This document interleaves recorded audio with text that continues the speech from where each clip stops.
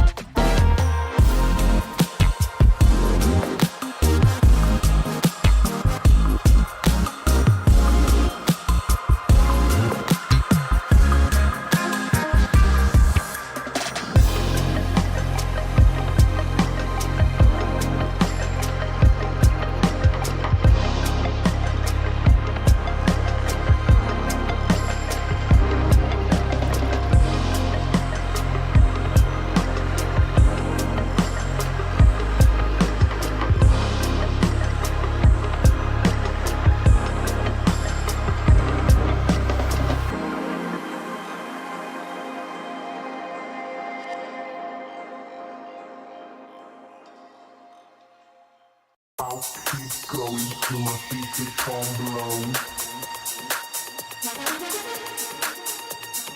I'll keep going till my speakers come blow. I'll keep going till my speakers come blow. I'll keep going till my speakers come. I'll keep going till my speakers come blow. I'll keep going till my speakers come blow. I'll keep going till my speakers come blow. I'll keep going till my speakers come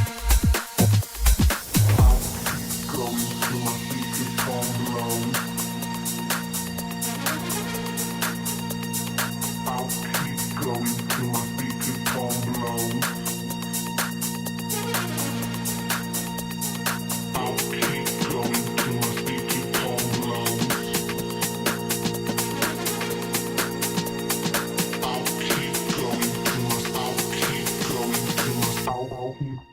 Till my speaker come. I'll keep going till my speaker come blow. I'll keep going till my speaker come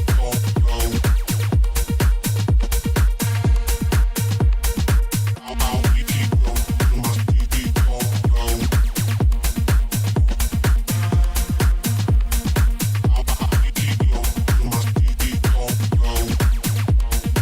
I'll keep going till my speaker come blow. I'll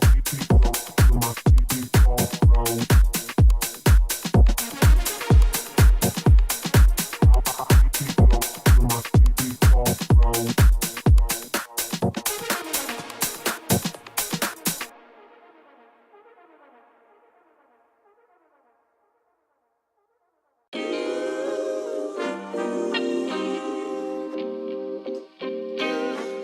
Sometimes you gotta pray for a victory. Yeah, I'm overzealous when I'm thinking about the cash flow. I never had no handouts, just came natural.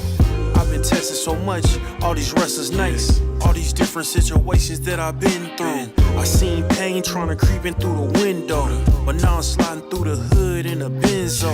You gotta separate yourself just to elevate. I keep some drink in my cup to see through the hate. Sometimes on the road to glory, you gotta press the brakes. I got a lesson plan for all my past mistakes. I swear I'm proud of all my best and my worst days. Proud of all my feet when I touch the ground.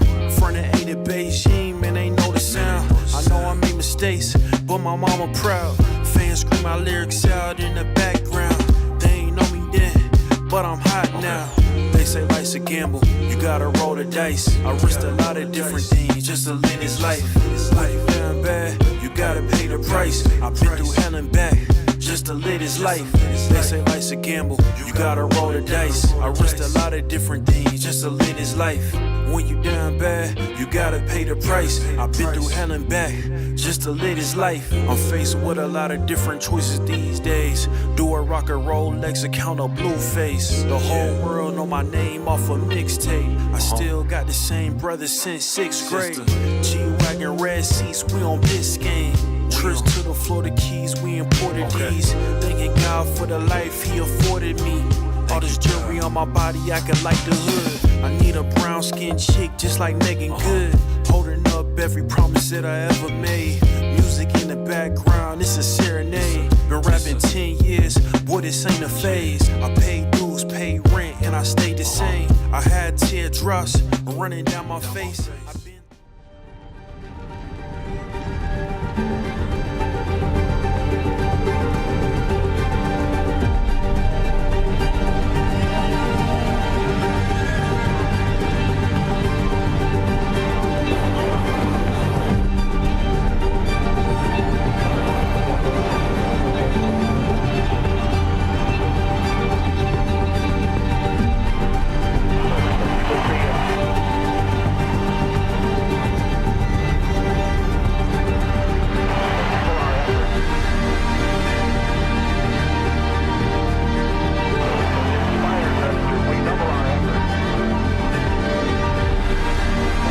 beyond esports by now. It's more than esports. It's not just a competition. It's the competition. This right now in the Spodek Arena is a moment that not just me, every player, every caster waits for the entire season long.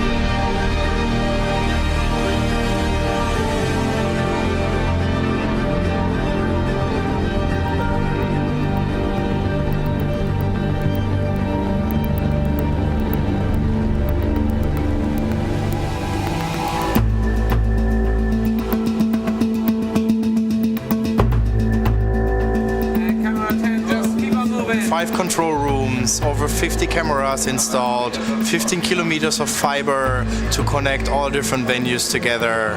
It was quite a challenge. Really focused on trying to create a platform so that gaming professionals can come and compete and drive that excitement, the enthusiasm, the energy, and just provide the best experience for the competitors and for the fans around the world. Katowice, for me, and not just me, but the StarCraft scene, is a very special tournament for us. It's the Intel Extreme Masters World Championship. We always look forward to it. With 6 Korean names on the trophy, 2 European players set their sights on stopping number 7 from happening as thousands of gaming fans looked on. Units going down here for Nurgio. Meanwhile, Pulp is not finished here. A historic feat was not on the cards for hometown favorite Nurgio, as he could not get past Pult, the world's 4th highest earner in StarCraft. The Norwegian snoot would have to play out of his skin to overcome Hydra, one of the best players of 2015. Look at how many upgraded units here Snoot has. He's going to push the issue now. And the ultras are just not enough a number here from Hydra. Snoot is going to take game number 3 here. To the surprise of many, the Team Liquid player delivered the performance to put himself a step away from something historic.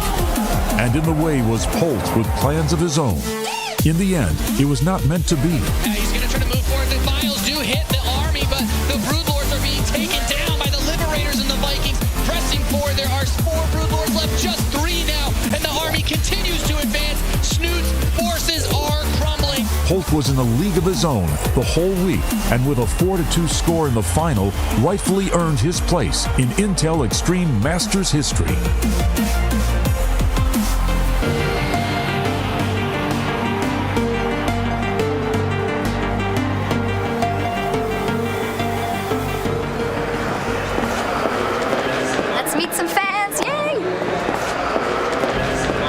Katowice for me is a congregation of people that share exactly what I love, and there's 11,000 of them, and that's what makes this place so special for me.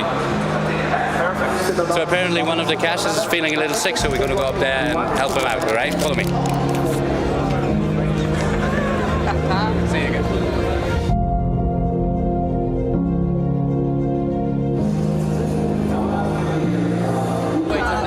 You're going to be the second team to come, all right?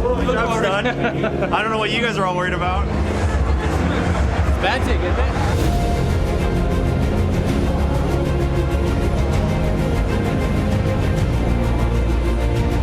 Having impressed on day 1, a dominant SK Telecom T1 took to the stage. With grim determination, Team Solo Mid prepared for their toughest challenge yet. Just about in time. Can he get another step? No, he can't. But the rest of the TSM are now here. Wow, yeah. Svenska with a great kick, but the question is, have they got the damage follow-up? Double Lift arrives, tries to catch on towards flank. He manages to kite the damage beautifully, and Faker arrives. SK Telecom T1 were frighteningly efficient. The doubters had been silenced, and the North Americans had been sent home. Royal Never Give Up had breezed through the group stages earlier, but Fnatic, the final hope of Europe, stood in their way. But now Parivision coming forward, might have forced. Whoosh might not be far behind as well. Giant growth was used. With the crowd behind them, Fnatic broke RNG in the 3rd game to cement their place in the finals. Fnatic would come out swinging, but SKT seemed ready for anything. Anyway, round this one, can they get themselves a kill? There's going to be one. Reckless goes down. The second is for Biven. And now Bang continues on 3. Surrender, ladies and gentlemen. Well, there you have it. The Intel Extreme Masters World Champions are going to be SK Telecom T1. A dominant 3-0 performance. I mean, especially just the way when you first stand on the stairs, you kind of just get a glimpse, and everything seems so far away. All the fans seem so far away. And then as soon as you walk down to the stairs, it just opens up, the lights are on. And it really gives you a new feeling about how big it really is. I mean, I'm sure like the fans feel it in a different way because they're sitting looking at the stage. But to stand in the middle of it all and to see everyone and all the lights and all the players, it's breathtaking, really. It's a special event. It's really a special event. It doesn't matter what prize money it is. It matters that it's the audience, this atmosphere, this venue, this feeling, this rush that they have from playing.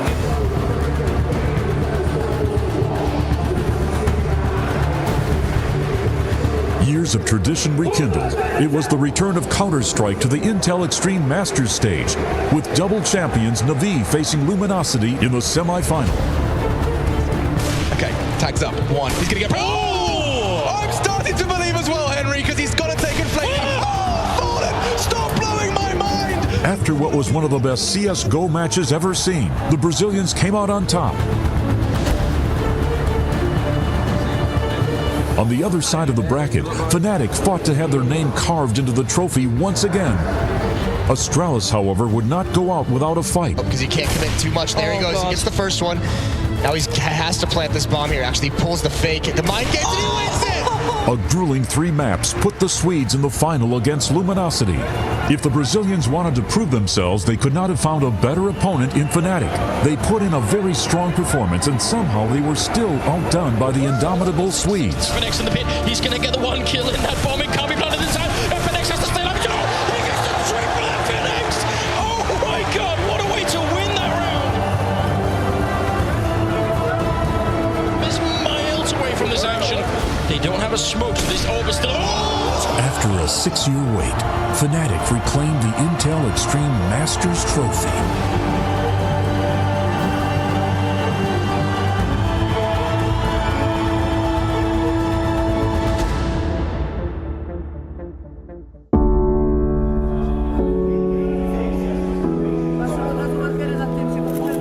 I tell you partly why I'm tired. Partly because when you do this job, you feed off the emotion that's in the room. Yep. And that last match, there was a lot of emotion going on. I mean, fair enough, VP got schooled. I mean, you could tell that they just didn't want to play at the end. And now there's that emotional lull with the audience. You sort of get dragged along with it.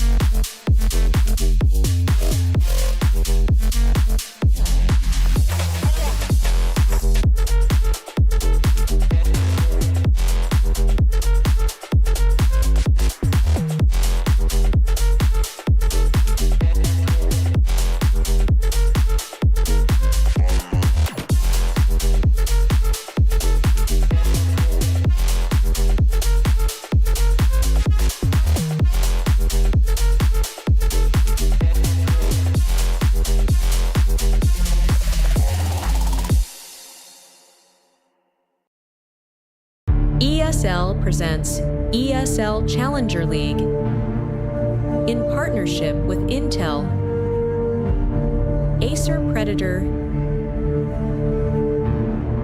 DHL, Kidia, and 1xBet.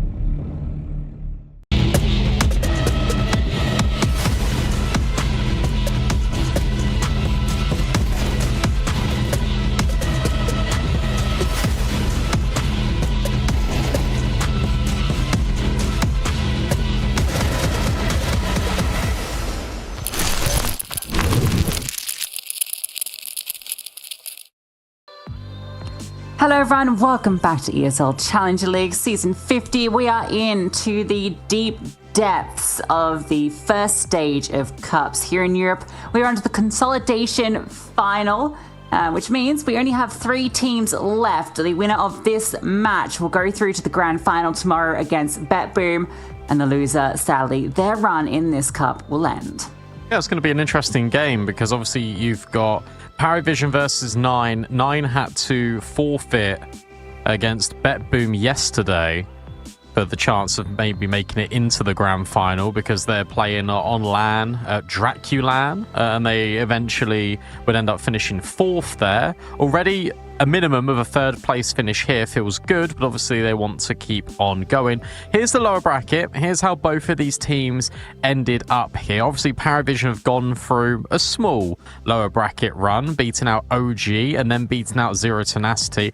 The OG game looked really compelling. The Zero Tenacity one looked a little bit touch and go. And now they find themselves against 9, who I don't really know what 9 are going to look like because they looked pretty okay at LAN, but I don't know if they're still in Romania or they've gone home or what the setup is like. Yeah, I mean, lucky for them. I mean, maybe not lucky, but they lost last night's first ends, which was not a good loss for them. Worth noting, a 13-1 loss on Dust 2, so not the best recent game for them. But if they'd won that, they would have had to have played another LAN game this morning. So at least they've had some time to, I guess, sleep and rest ahead of this game here. So they won't be coming in kind of all kind of wrecked, but there is that question of, you know, are they playing on boot camp? Maybe. I'm not entirely sure. It could be, which might even be a boon for them. But these two teams are no strangers to each other either, Brandon. In fact, here in this particular cup, they already played. That was in the upper semis, and that was when 9 sent Parivision down to the lower bracket. So 9 have already had the one-up on them. That was with a massive, I don't say life game, but definitely a hard carry from Favin just across that entire series. But it did show that they can beat a team like Parivision, who have been ramping up this season. The surprising one for me is that 9 are able to beat Parivision on Dust 2, where you've got sort of all these high potential individuals out of Parivision, the likes of AW Belchanok, that have been creating a lot of chaos in the lower bracket. The fact that they are at that point, I think, is really interesting to me. I watched a lot of 9 yesterday because I was keeping my eye on Draculan, and the whole structure of the team looks quite good. And Rolls in particular, I think that was the surprise for me. Rolls has been performing at a really high level. Don't know if that's a LAN thing. Not sure if that's just like he's a beast on LAN, but online it's a different story. But he was playing really well yesterday, so I'm interested to see what he can bring. I'm looking at Jame as well on the other side, but I guess we should also speak about our Kadia player to watch. And if I'm not mistaken, yeah, we've gone with Fuzi this time. Lucy, do you want to tell us why we've gone with Fuzi? Yeah, so obviously we had the running thing where every time you pick a player, they do poorly. So I picked Fuzi, which should hopefully mean that he performs really well. But I thought he was a notable pick just because he is kind of the most recent addition to this team. Obviously alongside Sedjot, they both joined only in the last month or so. It was towards the end of August, if I'm not mistaken, during July. So fairly recent additions, but he's hit the ground running in this squad. I was surprised that the wildcard made the changes that they did because he'd been doing so well over there. But yeah, he's been looking really good in 9 as well. So it's good to see him maintaining that consistency.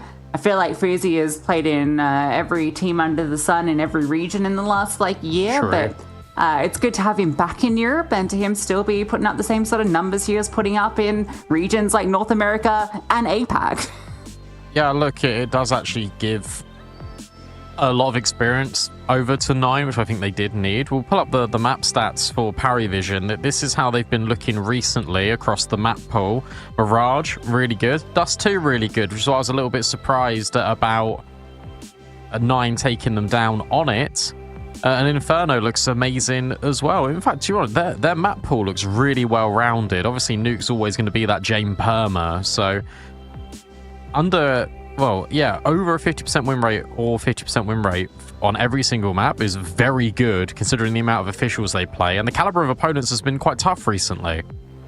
Yeah. There's like some noticeable little gaps in the kind of tail end around Ancient Overpass, where there's definitely room to punish them, but the kind of more common maps they're actually really strong at. So they've got a very well-rounded veto at the moment. So yeah, I think that they're pretty comfortable going up against any team, because even if you're going up against a team like 9 who permaban Mirage, you've got a Dust 2 you can lean back on, which I think, looking at that flyover, is likely what Parivision into based on my incredible sleuthing ability.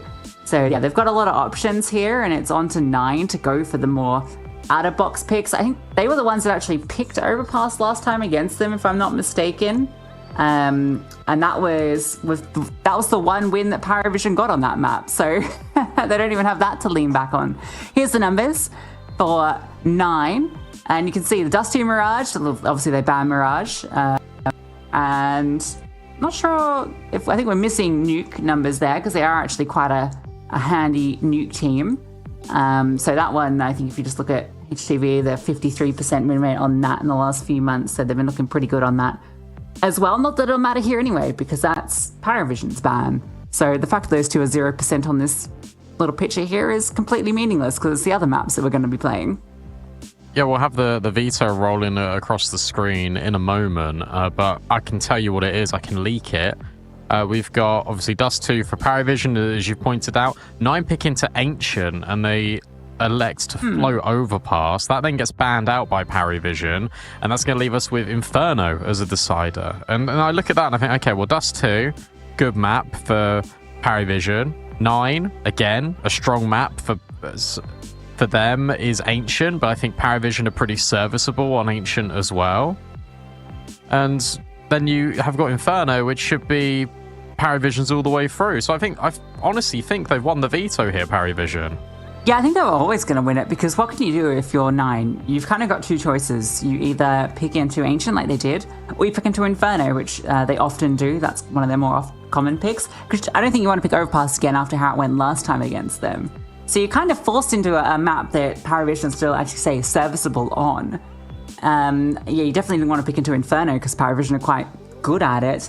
But, Ancient for 9 has been really solid. They've come off a long win streak on it in Dracula. They won 4 LAN matches in a row on it, including against Passion UA and Gentlemates. So, yeah, showing some good stuff on LAN. And they beat Parivision last time on this. Even if it was close, it was 13-11. They still beat them out. So I don't think it's a bad choice. But, yeah, the veto advantage was always inbuilt here for Parivision.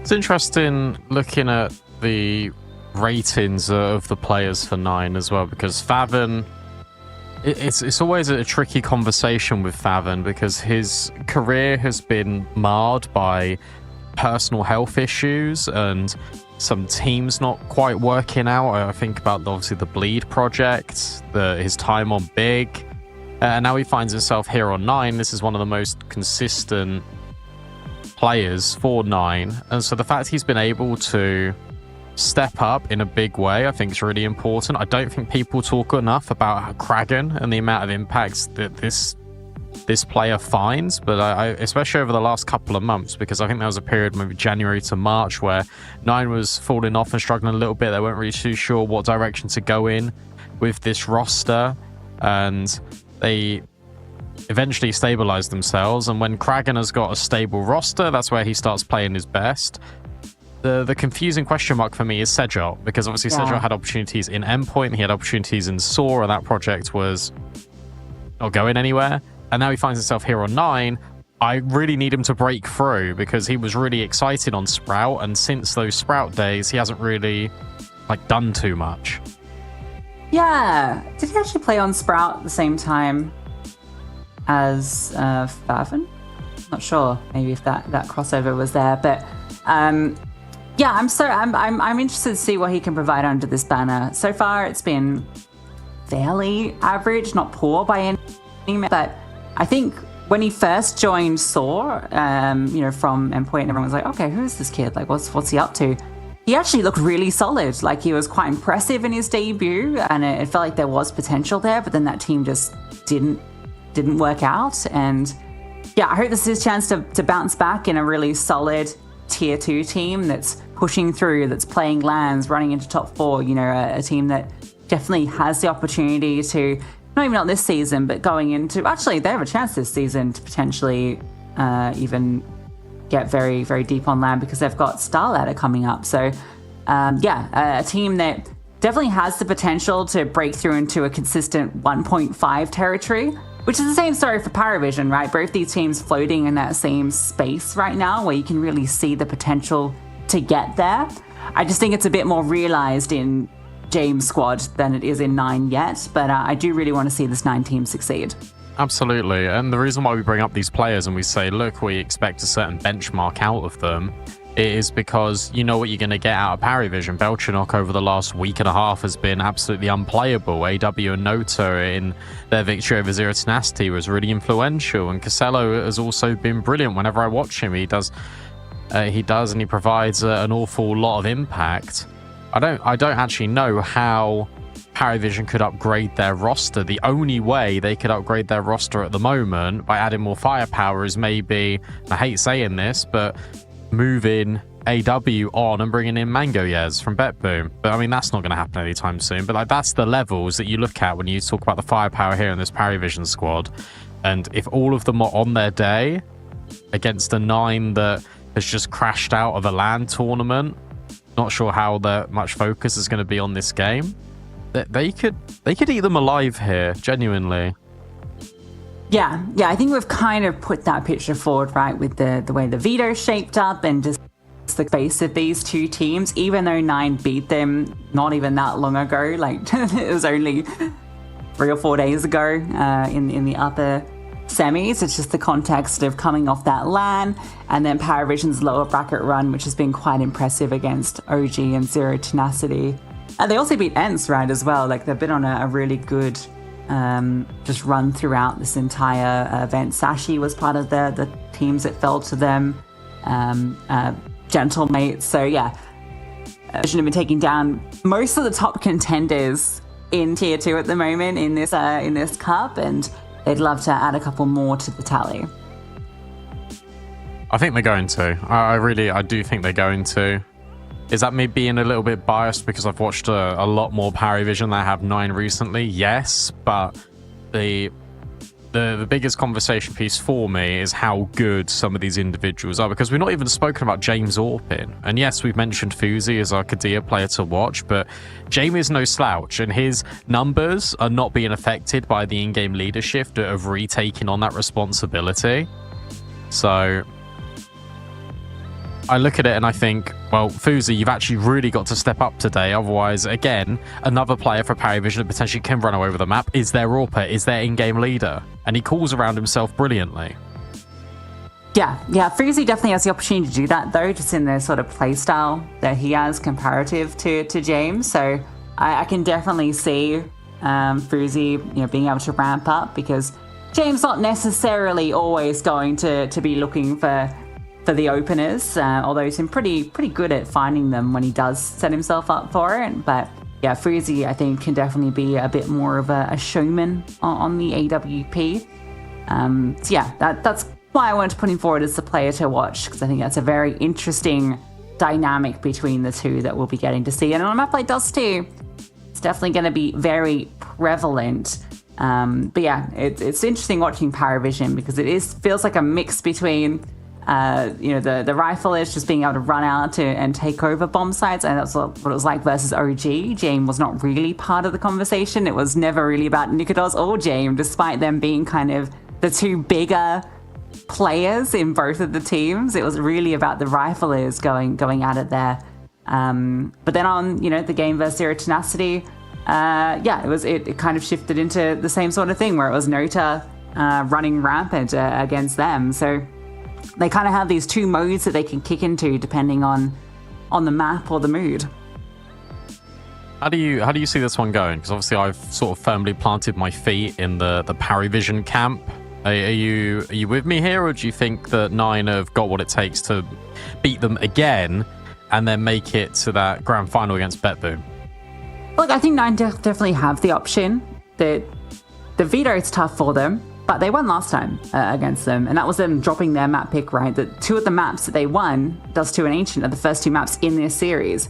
The only reason that I guess I'm leaning with you and painting a bit more of a Parivision picture is because of the context of them just coming off getting eliminated from a LAN last night. Like, they lost that best of 3 not even 24 hours ago, like 20 hours ago. So I'm not even sure if they're home at the moment or if they're at like a boot camp, an internet cafe, or what the situation is. So yeah, there's just too much uncertainty there, I think. So for me, it leans Parivision, but can't quite find out just yet. Both teams aren't ready in the server, so we can take a very quick break. When we come back, the game will be underway.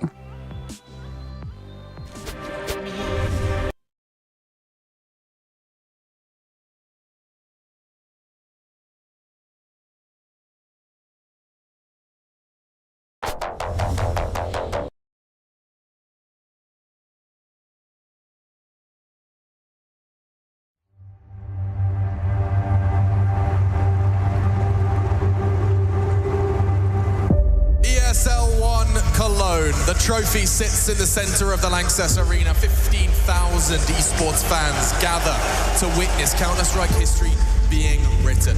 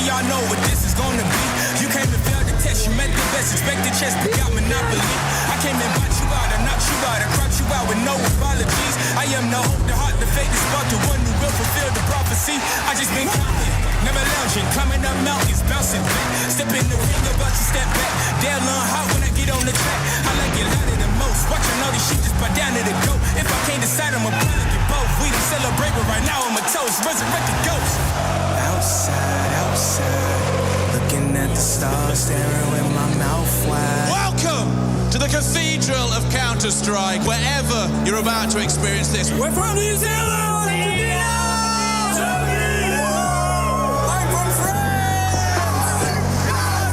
I can't think of a better way to kind of cap this off than to sit here and watch as a fan with the fans. Let's go, break it down. Who at the top, I'ma bring them down. I will not stop till you laying down. Till I'm at the top and I'm gazing down. Shit ain't been the same since we came around. Since we became keys and became renowned. Since all of the truth started raining down. If you want that belt, better buckle down. First one down! And with the little guns, it's a big round! The Germans find the grand final and FaZe denied a grand slam! They ask how you from outside, outside. Everything around me I create with my mind. Looking too hard, I don't want no downtime. Nah, with my team, they gon' shine, I shine. Yeah, we can take this. For the first time in 2018, none more deserving. Navi have won in Cologne. Absolutely unbelievable. Everyone who came today, everyone who cheered for Beak or Navi, thank you guys. Without you, I wouldn't get that emotions. We are one. This is ESL 1. It is a chapter in the years of Counter-Strike every single time. Come on!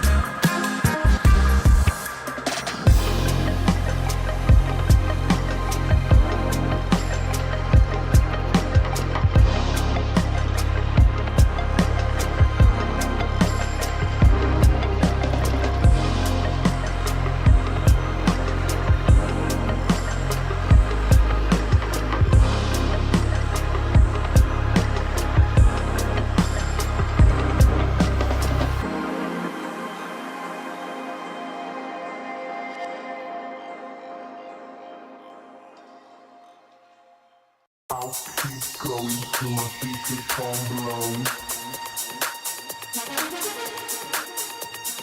I'll keep going till my speakers come blow.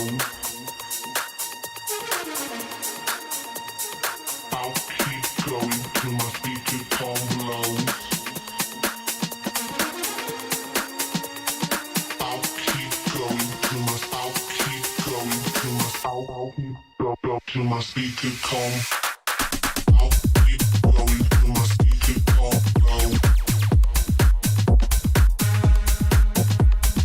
I'll keep going till my speakers come blow. I'll keep going till my speakers come blow.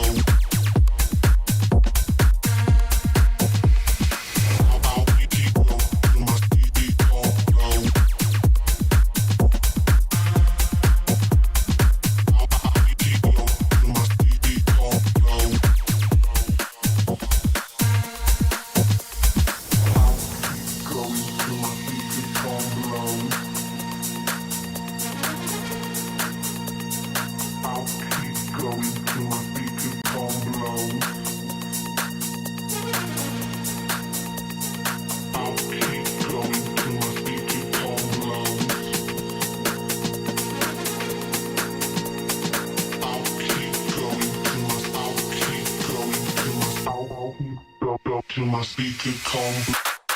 I'll keep going till my speaker come blow. I'll keep going till my speaker come blow. I'll keep going till my speaker come blow.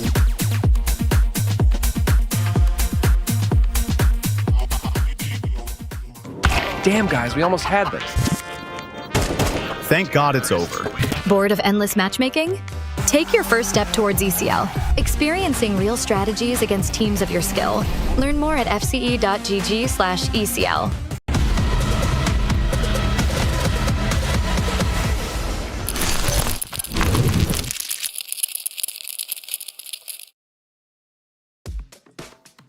We're back and nearly ready to jump into the action between Parivision and 9. Dust 2 takes to the stage first, and we're looking at both Jame and Fuzi to get a little bit more active on this map.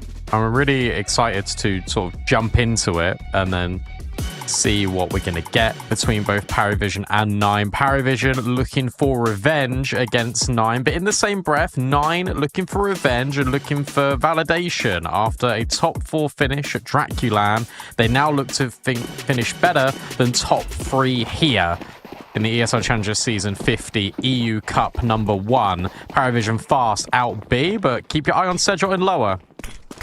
He thinks better of it. I think he might have heard something, or something gives him a reason to fall back. So he'll go join his teammate, perhaps double in mid as that smoke has gone down.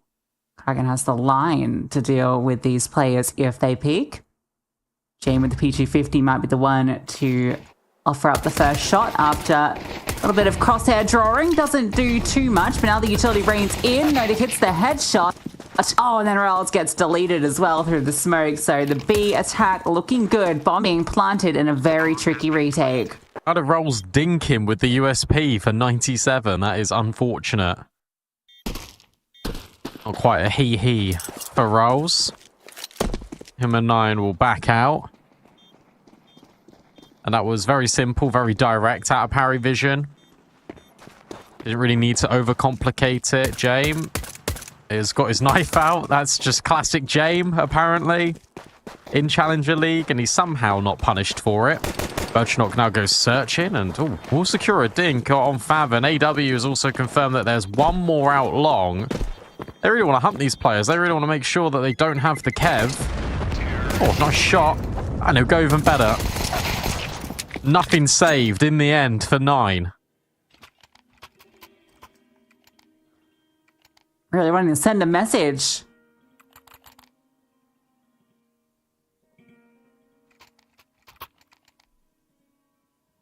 Five rifles immediately coming out. So Parivision playing the long game here after demolishing everyone. I think maybe they think that there's not going to be an investment because of that. But there is. Kind of forced into this. 4-player lean towards A, so it's going to be much of a stack over there, leaving Favin alone on B with a smoke. That's surprising that they forced into this. You've got double MP9s at close range at long. You got the scout taking contact. Hopefully he can get a tag, and then the SMGs are going to do some good work. It feels like they will meet this setup. Belchinok now starts to spread his roots over at long. Notice here as well. This could be a disaster. Especially if he jiggles like this. Gets his gun back out, but he'll be overwhelmed. His teammates flash, but they win the fight with the better weapon. It's damage inflicted, though. Fuzi's AWP suddenly that was a lot more powerful. It's on to James to find a way through.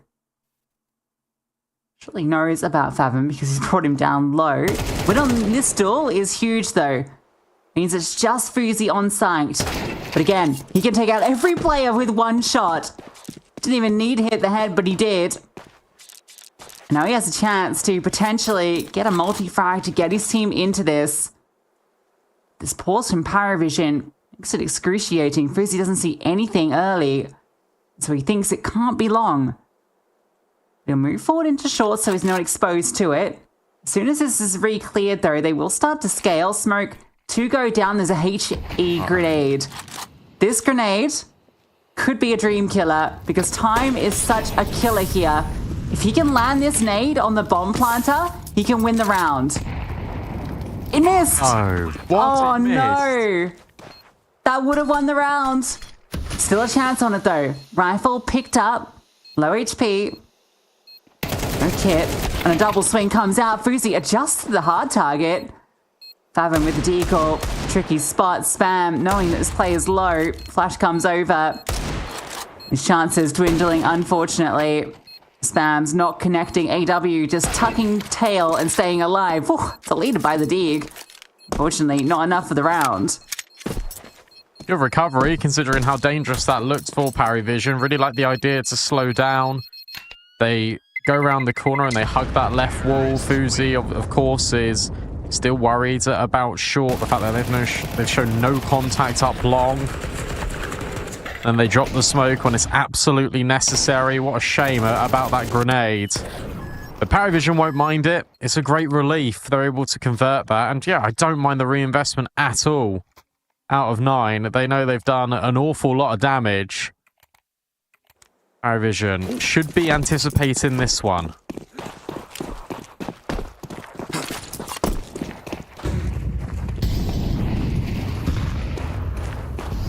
A great amount of damage inflicted, considering it was those 5 rifles invested, as mentioned. Right up close, and oof, that was a poor clear, but at least the trade is there from Nota. He wants to get ahead. Once that molly starts to spread, he will go forward, so does Fuzi, and it's trades again. Still more defenders, 2 lie in wait. Trying to fight up towards CT, from CT, sorry, don't hit the shots on either. Belchinok and Jame offer the relief, and Favin, not a whole lot he can do. He'll just try and maybe keep the damage on. He's actually going to give this a look in. No, he's just going to tuck in and see if he can get some exits. This is exactly the sort of game plan you want if you're Parivision, where it is just using your individuals to go and take fights, to just trade and just take all the space. Here, there was no nonsense. Nice shots out of Favin, but there was no nonsense out of Parivision. It was straight up short. That was the clear intent. We're going to drop a couple of nades. We'll put a flashbang down and we'll just go. And if one player falls, doesn't matter. We'll trade. No one fell until they got in towards the bomb site. Favin does all the damage. Yet again, one player survives here for Parivision. You surely have to eco this now, though, if you're the CTs. Yeah, you keep money for now. Favin will have the AK, so he might be able to do some damage. Potentially... Oh, okay, no, he's actually dropped a full M4, so... Oh, okay, they're going all in again. They're actually going to go in. Interesting. I mean, I guess they've got 2 rifles, 3 MP9s, but... They're desperate for this breakthrough round. I suppose they know if they win it, and with this one being a lot better, they reset Parivision, so it's worth 2 rounds.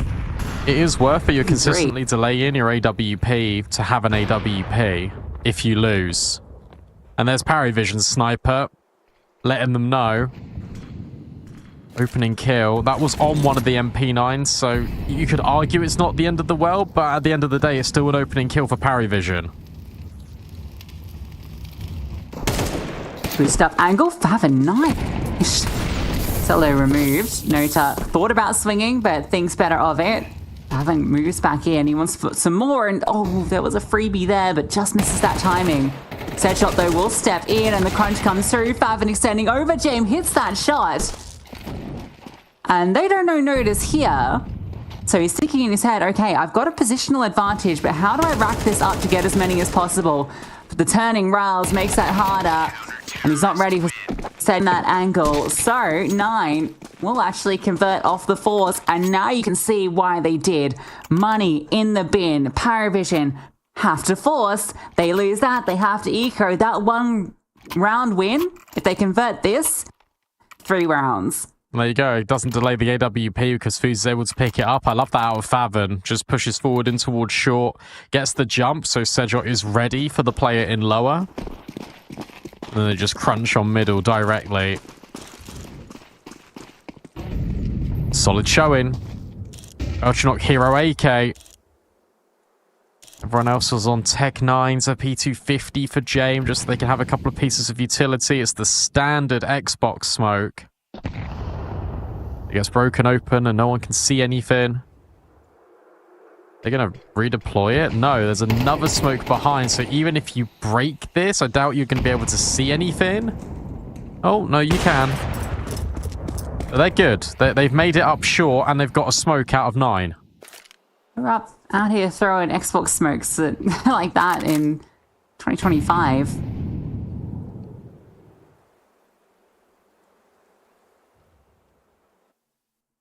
Upset about it.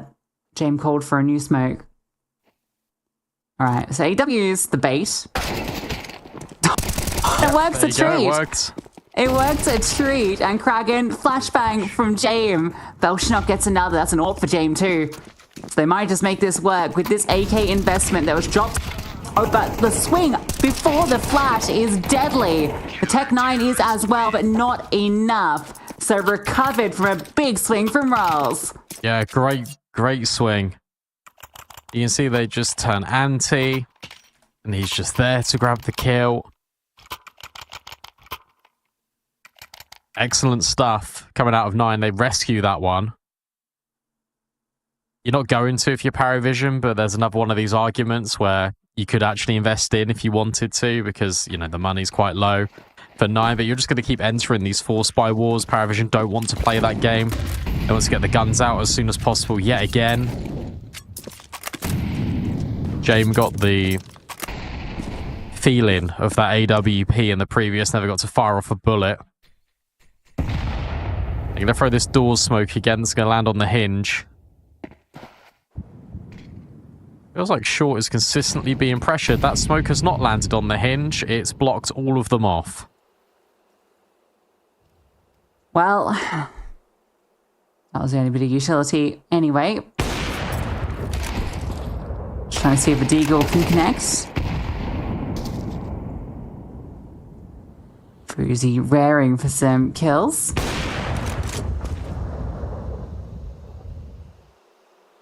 Just a standoff. So many T's on the other side. Somehow they're avoiding both the AWP and the AK. It's all just fun and games, really. Fizzy will move back. And I'll be able to keep them at bay. Parivision just being a little bit annoying. Yeah, they're also being annoying to the viewer because you've got like 20 seconds left. You're now going to go, what, mid to B with no smokes? No, they're going to go up short instead. 3 players here. This should not net them anything. 10 seconds, guys. Jesus, guys. You've really got to go. You've got to try and plant this bomb. Great flashbang. And what a surprise. They all die instantaneously. My biggest concern there was that, like, you know, that many players running out, there was a chance that maybe one of them just lives too long and dies after time. Like, there was some real concerns there.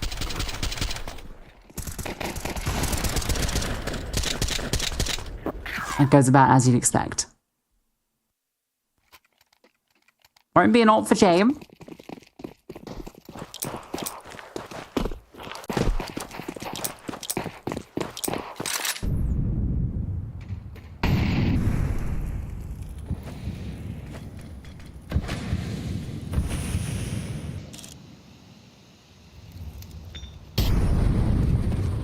Very default right now for Parivision. They've got the lower control. Fuzi's got to be really careful here, actually. Smoke thrown in the doorway is providing a little bit of a block. Casello won't be able to punish Fuzi. He just backs out and drops the smoke. So a lot of control being given over to Parivision, who are trying to make inroads in towards B. Break on the smoke. It's Casello that finds the opener, and Favon. Favon revealed himself after breaking open the smoke and has now fallen instantaneously. Maybe Rolls can double down with Kragan alleviating a little bit of pressure, but Nota clears it. That's the bomb site unlocked, and surely that's the round for Parivision. Yeah, gotta be. It's impressive that fight goes Casello's way, because you could see the minimap. There's 2 CTs there, but because the smoke was down on the corner, one of them stuck behind, so the trade potential's not there. The flashbang, a little iffy. He's basically just full blind spamming, but he gets the kill. And that smoke being down allows the scaling. Sure, he gets removed from the CT player, but he was low already. Favon getting caught. You mentioned the break on the smoke. Really ill-timed, because that just meant that Parivision could just run into B. They know that it's open.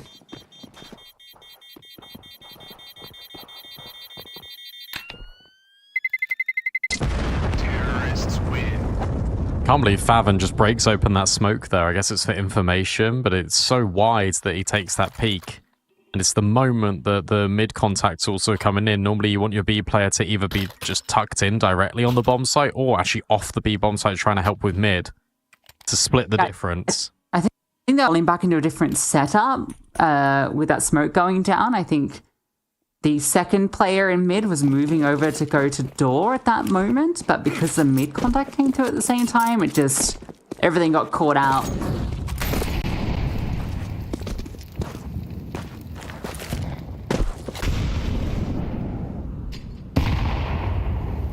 It didn't look great. Only small victory for 9 is that Fuzi got to hold on to the AWP, so James doesn't have it. Now Fuzi yet again in towards middle. Can he spot any of these players? No, flashbang, brilliant, but he takes the timing shot. AW hits the deck early. Good job on Fuzi firing that one off. Dragon's going to have Black him long. He's been spotted. Combat double flashbang out, and it's perfect. Morales throws on out from sight, and he moves over as well to support. You have to swing wide, and that's when Raul sprays forward. Oh, that's messy. That's awkward. And that's left his teammate isolated. James able to get the kill back. Meanwhile, Casello has fought up through short. He's found the space all on his lonesome. So impressive from him to be able to do that, but how do you get the bomb over? You lob James' it over. Big, strong arms. Not Molly. Molly, yeah, goes goose and not sight. Now eventually one will be there, but Cello's got a pocket of space and then gets forced out into the open. The Molly will in fact spread. And now James, he's got 3 targets to try and neutralize. He backs out towards long, and I think he's just going to maybe even back out of the round. They've got smokes, they've got kits, he's got absolutely nothing to work with. Yeah, the bomb site is just littered with smoke grenades. No chance for James. I'm surprised he's even fighting this. That was his flash as well that he threw over, and it caught Casello on sight. We saw exactly when he kind of goes for the peak. The flash was just a little bit too far forward, I think, and just caught him side. I think that's because he was turned towards like boxes when the peak came through. So the timing on that not great. 9 have been around where everyone they thought was flashed. Didn't see how fast that was, but it was a quick one on the cross to remove the B defender.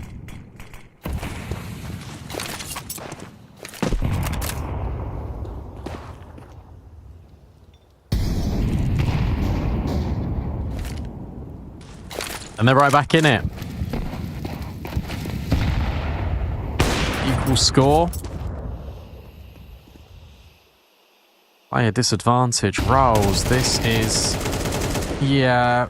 I understand the idea, but it feels a little bit unnecessary. Flash was great too. But unfortunately for him, Nota just holds left trigger and left click. Left trigger's not playing on a controller.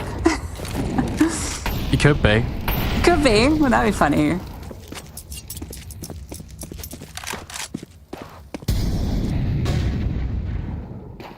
I wonder what feasibly the level is you could get to whilst playing Counter-Strike on a controller.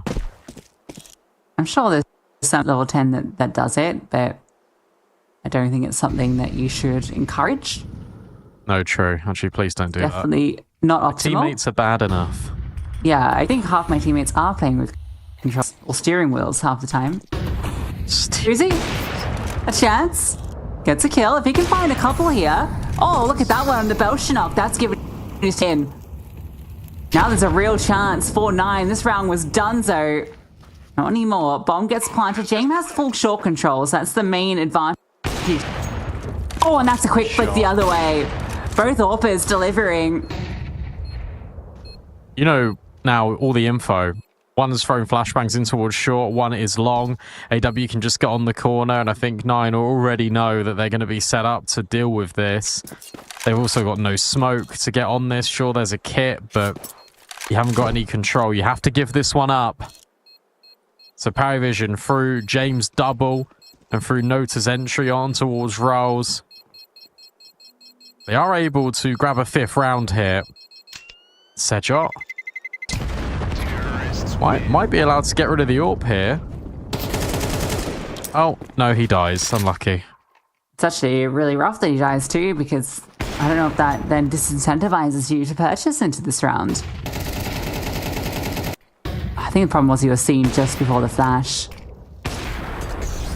Nice shots from Fuzi. Oh, wrist breaker.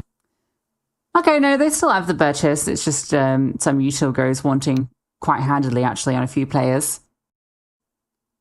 Means they might need to be a little bit more proactive into this round because of that. Well, they were proactive last round. It didn't quite work out. Look at those B spawns. Something that Parivision will never take ever, and something they'll never say in their team speak. But that'll be fun. Maybe you can get something through long, because Parivision aren't directly fighting for it. The main area of contestment has always been in towards short and lower tunnels. You could definitely get a timing over there through Kragan. And he is prone to push, so it wouldn't surprise me.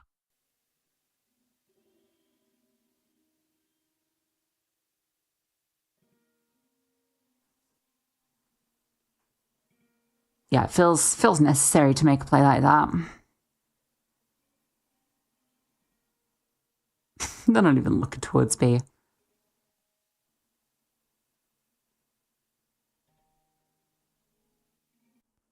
James also subscribes to the school of thought that spawn-based Counter-Strike is not Counter-Strike.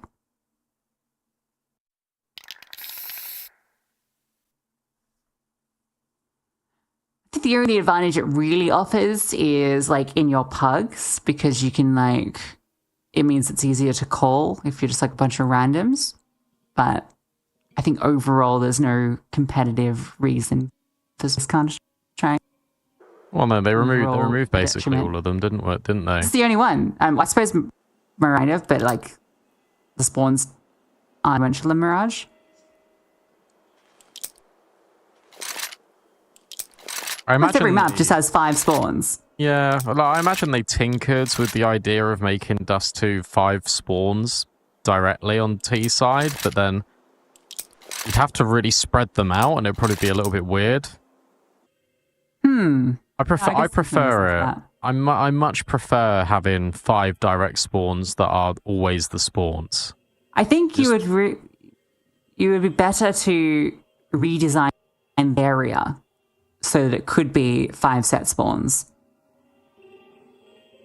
So like just tinker with the space so that the far left and far right spawns still have similar timings to get to tunnels and doors. Just cut that building a little bit, you know? Maybe. It's a bad map.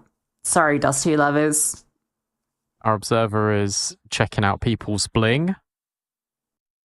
That's a good combo. Shop in the loves. Fuzi. That makes sense because his last name is Love.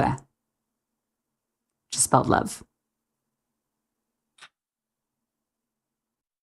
It's his first name, isn't it? Is it? Yeah. Yeah, okay, whatever. It's there. In the name. True. I'm not directly too sure what the pause is. I know we had to take it a little bit before we got going because Parivision's coach had a little bit of like net issues getting onto the server. I don't know if this is the same issue now for him. Oh, sounded like it. It sounded like he's back, but we've now got into a flyover, so I'm not too sure how long this is going to be. So we're going to toss it to a break. When we come back, we can continue with Parivision versus 9 on Dust 2.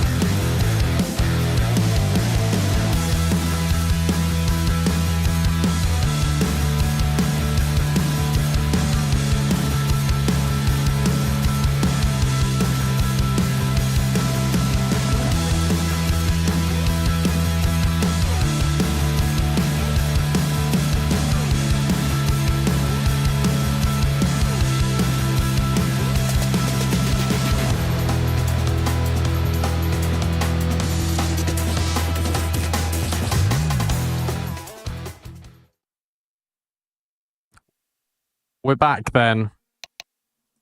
All issues sorted, resolved, and now we can jump into round 10 of 9 versus Parivision. 1 round game, very close indeed. It's nice to see 9 have a little bit of resurgence on this CT side, but Parivision just blew them away with a quick short take.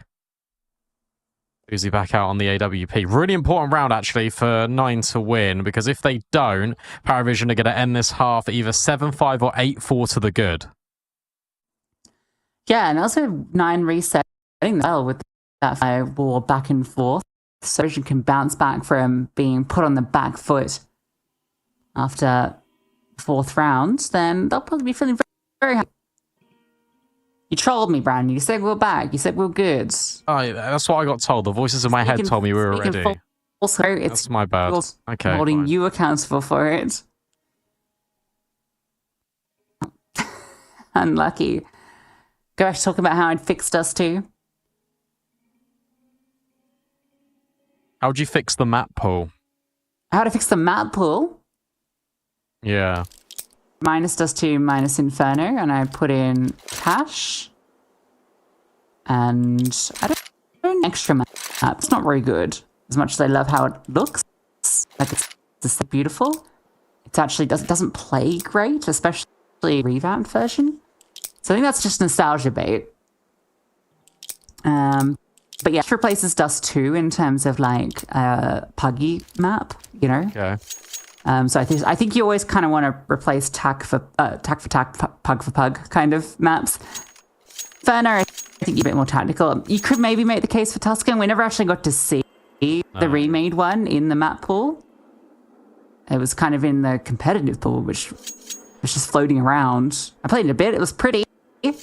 I would like to see it played competitively again. So yeah, I guess that's the change I would make, not knowing other non-Valve maps that you could move. Oh my god, bring back. No, bring back Season. Season in CS2 would go crazy, let me tell you. Be gorgeous. That's my nostalgia kicking in. Fortunately, we don't have to talk about nostalgia anymore. We can talk about the action. Big fight brewing in Long. Belchanok walks away very harmed. He says to James, oh, can I have the AWP? And James just run off. Just hold the door. Do your best Hodor impression over that. We'll put the wet where. This is a fine use of a play that's down low. Boozy's looking for a fight. See, there are players present. Go back to a more defensive angle, a shuffling of util. They're a little bit paranoid about the mid doors. No one is spotting that because two players playing in B site itself. They're going to execute here, or are they just going to go? Okay, it looks like a right click of a smoke, and then they're just going to burst. Is a player going to drop down in towards CT? No, they're not. So everyone on the catwalk. Boozy, yet again, will always find this opening kill. Kragan baited in at Goose. Needs to be hard cleared by AW, but he can't get by Kragan. And Kragan just keeps on going. That's the bomb drop. That should be the round over. The contact play, after immediately dropping the smokes as they arrive for Parivision, doesn't work out as intended. That one's a bit of a disaster. The Goose would have gone a long way.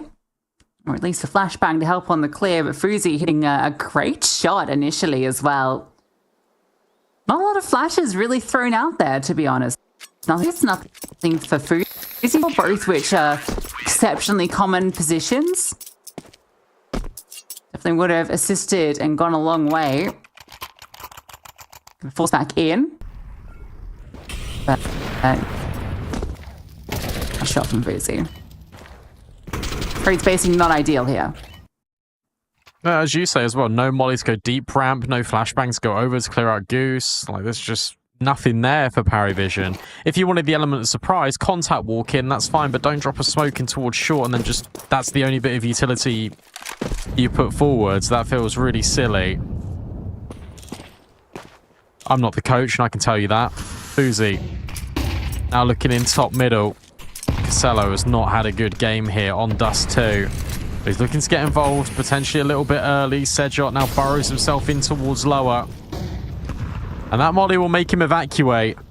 Boozy's still on the line. Parivision gearing up to go B. He's to fall off this eventually, you think. And there comes the fallback. Nota steps in. We'll chase him down. He's heard that little tag. Legged, but gets the space. This fake isn't really going to work out, though. She's still got Sedjot in towards the mid doors. Spam for Rouse is going to set Faven up perfectly. Faven doesn't bide his time, but he'll still grab this multi-kill. Oh, it keeps going on to Casello. Oh, dear. What a disaster. Someone's got to trade him. Please trade him. Eventually, they will. 2v3, both of half HP. And now Fuzi's just been annoying with his utility to get Sedjot on the angle. This should not be around for Parivision. And it won't be. I looked away. Shame? Chance? 1v3? No, they're every direction. Giving in. Oh, nice shot. But the play was about to... That was messy for Parivision, trying to full shoot into the bomb site. Not even breaking that smoke, just walking through it and with a big hold. Getting that third kill onto the player that had climbed up onto the boxes. He had to have been traded then. That was, it took way too long to deal with him. And then he still stood with the USP in hand for like another second.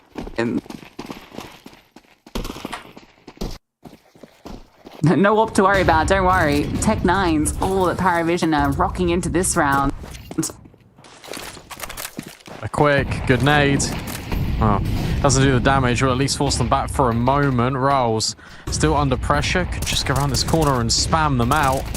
There goes James, and there goes Parivision quite quickly, you assume. Kragan now arrives on the scene. There's only one trade back here for Parivision.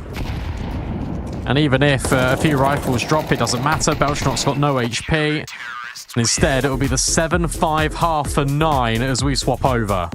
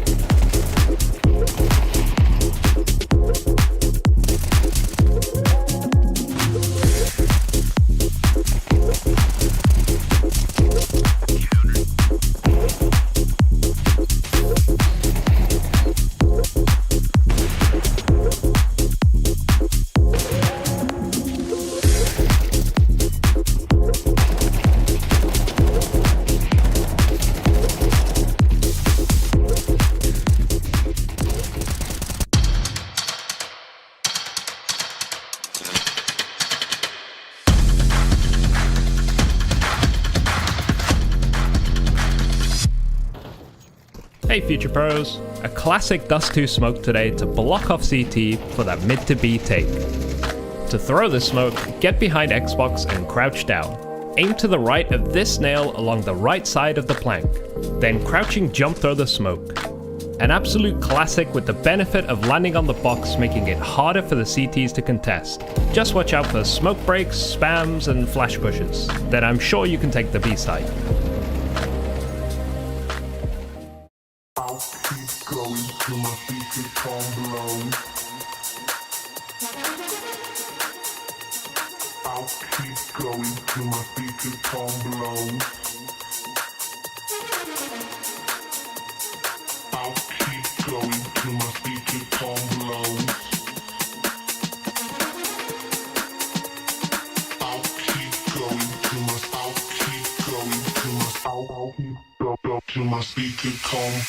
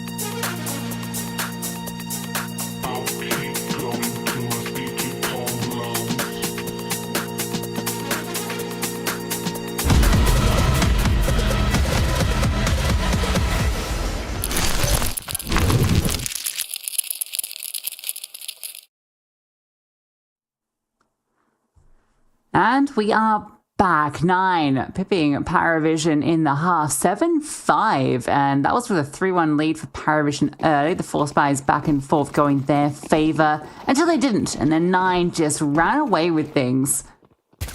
Looking to potentially steal their opponent's map pick, but Fuzi won't be involved in the pistol. James removes him early and falls back. That's the important thing. He gets out alive.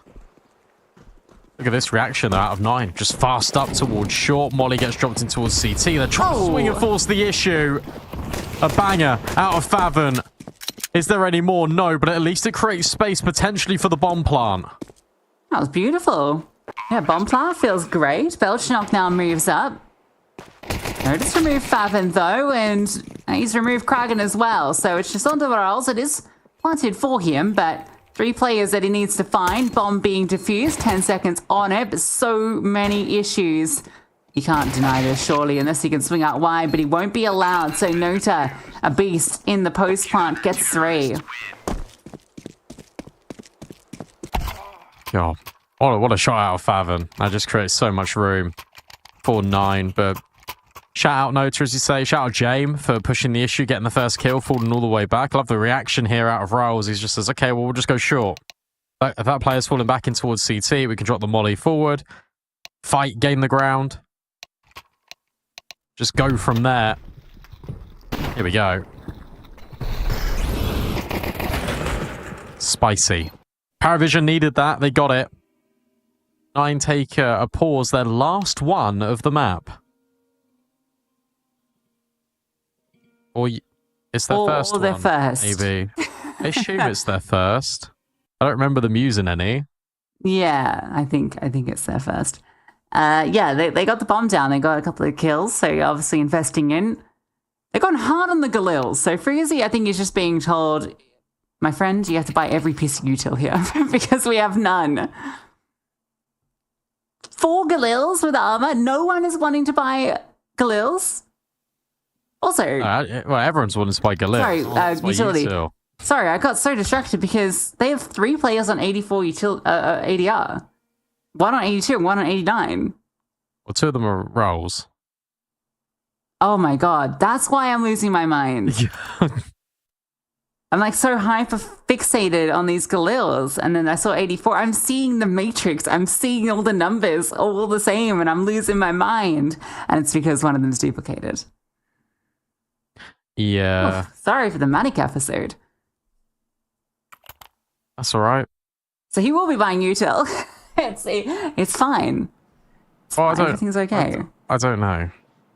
Well, someone will be. Need 2 players to do it. It's one of the longest first maps. Yeah, a lot of reset in, but the HUD isn't fixed, so we've now got 2 bombs. Imagine if there was 2 bombs in CS. God, you could rush both A and B. That would be awful. What if you planted both? How would that work? If you defuse one, do you get the round win? There's so many questions that I don't want the answers to.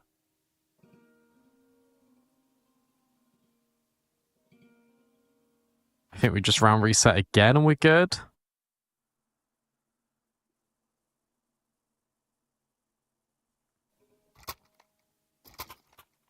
Maybe. Alright. There was a game crash. It broke our HUD, but I'm sure that will get fixed soon, probably after this round.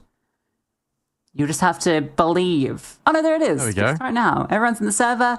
Oh, and look, there's utility. And now the ADR makes sense.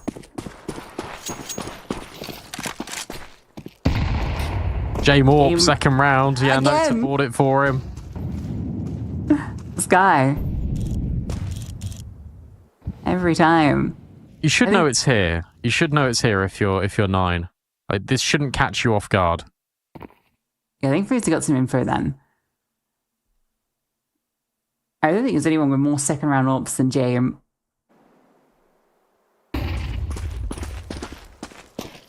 And while it can be a big difference maker, so you can't blame him for it, but they are going to circumvent him quite handedly if they just go up through short. Oh, sorry, up through mid, but yeah, just posturing up short. But oh, this timing, Belshnock has no idea. They've crawled past him. Oh, they are done for, but now they start making noise. Now he does know. They're still going to break through. Riles gets both. In fact, from above, they got so close that they were just caught off guard completely. Oh, I wonder if they go for this with the AWP. Absolutely not. Yeah, unlucky for Belchnog, just got caught completely off guard. But there was also just no one in mid for Parivision. There was no one really helping him out there, so he's stuck between a rock and a hard place. Jame gets forced off the issue in towards short. It's a really good distraction, and then 9 just burst. But they do it in such a way where they never get spotted from the window. That's a really important round to win, given how the first half went, given the landscape of the economy now for Parivision. So much invested. Being the AWP, 3 rifles get carried over, sure, but the buy behind it isn't going to be amazing.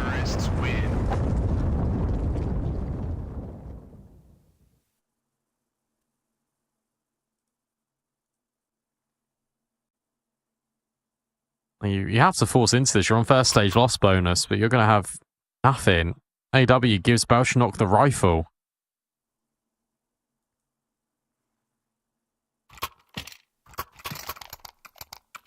I feel like Notia deserves the rifle, personally, but... yeah, There's a hierarchy. Yeah, the rifle quartet's not quite striking on all 4 cylinders right now. James, though, on his hyper-aggressive push up middle with that AWP, he can go for those aggro plays. He, catches them and then falls back. I'll just commit 9 in towards long, really. AW. Won't take any damage. And now he'll drop the smoke. That's going to steer them away from this long corridor. 2 players still remaining short here for Parivision. 4 players leaning over towards this A bomb site. It's the right read. It's just difficult because of this timing. Casello jiggles the angle, falls back, and they go straight into James. And whilst his teammates are floundering about on the catwalk, he takes all of the spotlight. Just been brilliant this round, hasn't he? And because he dropped the bomb long and he saw that utility being thrown, he knew that it had to be long. / the recommit through short. So yeah, of course, 4 players are present here. And doesn't matter these teammates are floundering. He's there to trade off them effectively. This can still get weird. No, I don't think so. Even with the lack of position here, AW. There's a molly on James. Not sure if he's going to try and throw that out, but the long flank comes through. Bomb will go down, but going to be hounded. Still manages to get a kill onto James, so it's something. But a very nice round from Parivision delivered off the back of James. Yeah. And now, again, we're going to enter this force by territory to kickstart a half because it was Parivision winning the pistol. 9, the force buy worked out. Parivision just won off the back of a hero AWP. But remember as well, they also had a couple of rifles here. Not that they were really required. 9 did get the bomb down. That's a saving grace. That means they can get 3 AKs alongside another scout and a P250 just to accommodate all of this utility. P250. Not even treating himself to a Tech 9. Really wanted that second flashbang.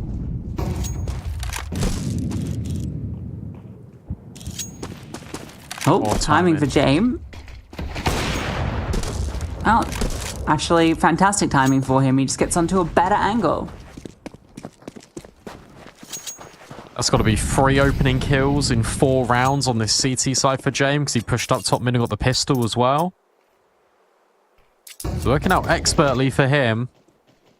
Casello this time moves over with the B trio.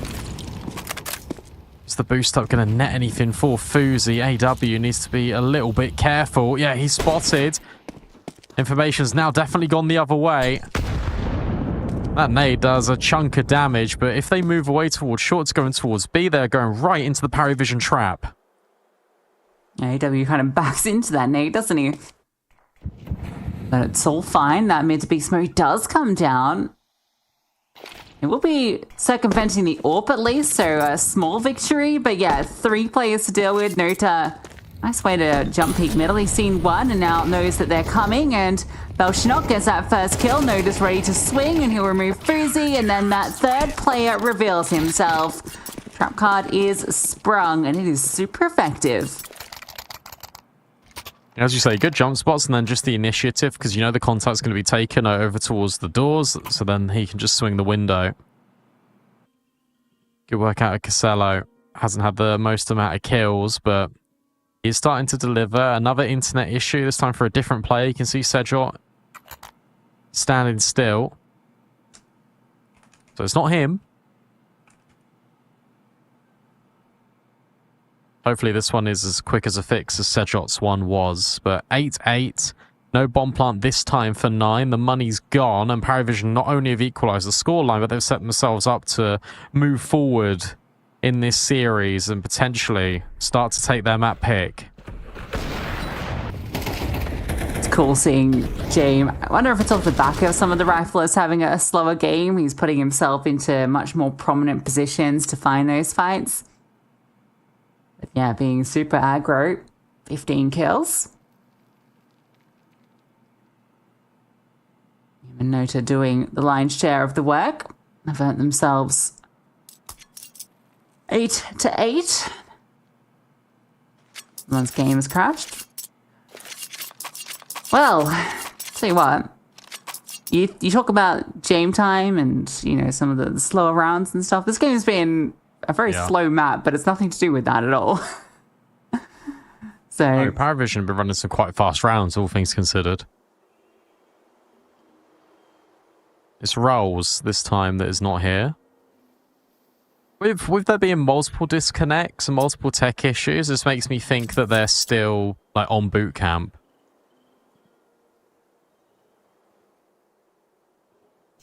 Could be wrong.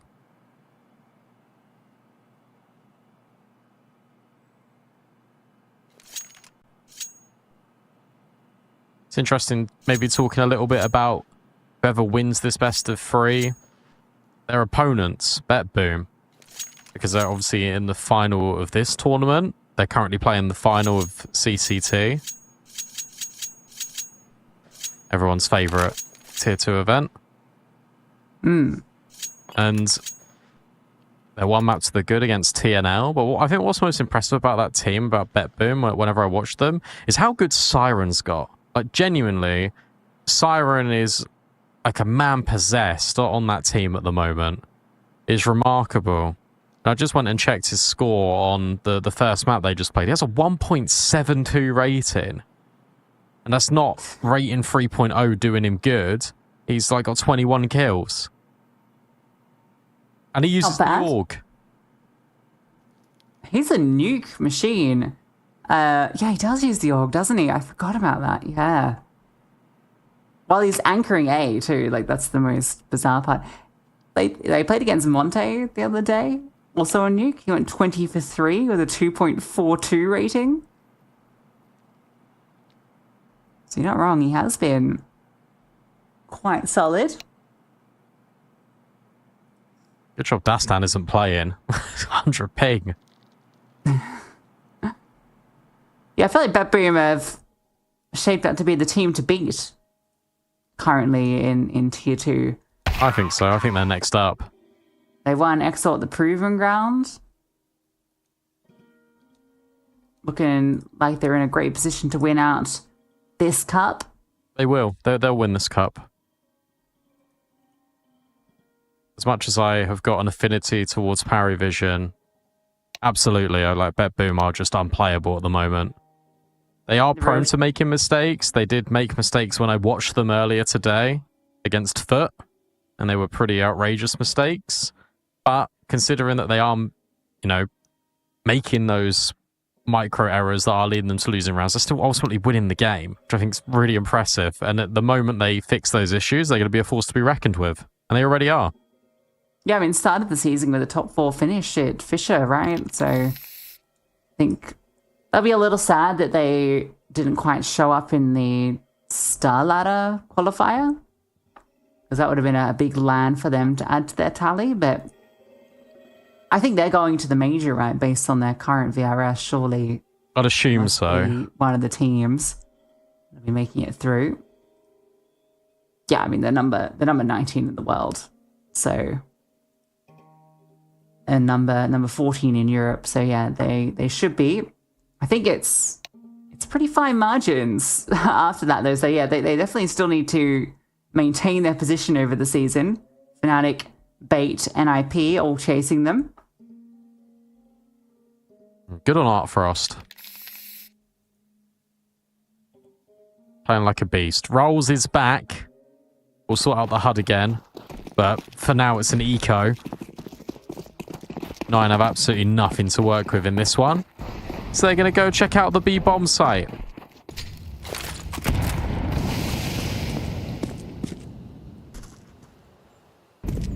It's closed.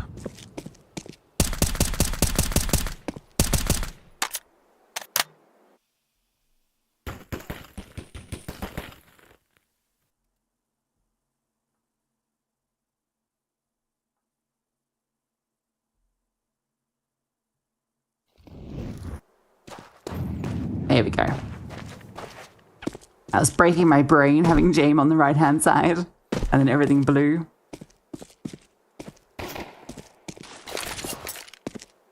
It's a problem with ever since CS2, right? With the coach slots causing problems for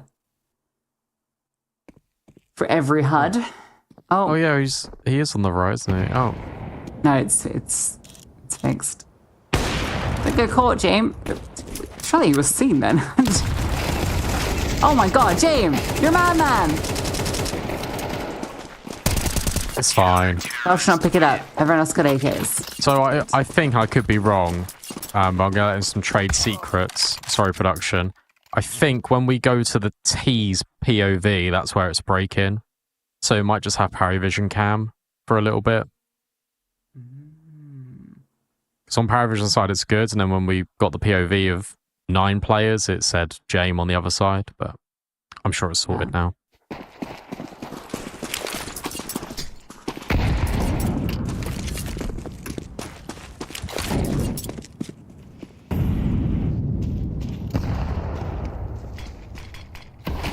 Parivision take the lead.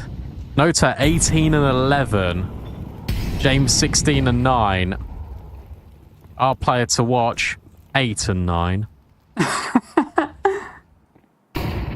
Had some good shots.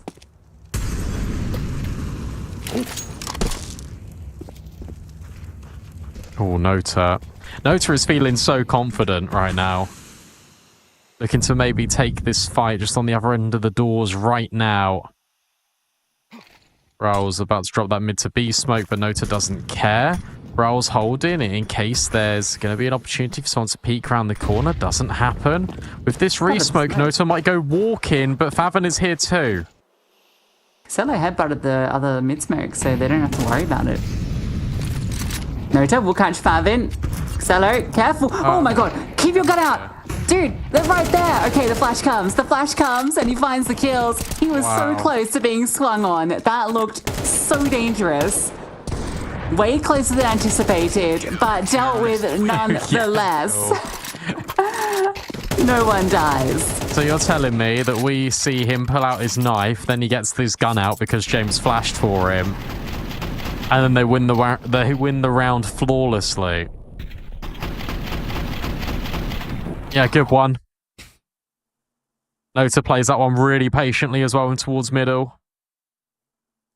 Is rewarded for it. No bomb plant in a few rounds for 9. Mean they're back on Tech 9s. Bankroll. Bursting at the seams for Parivision. James got 5 digits.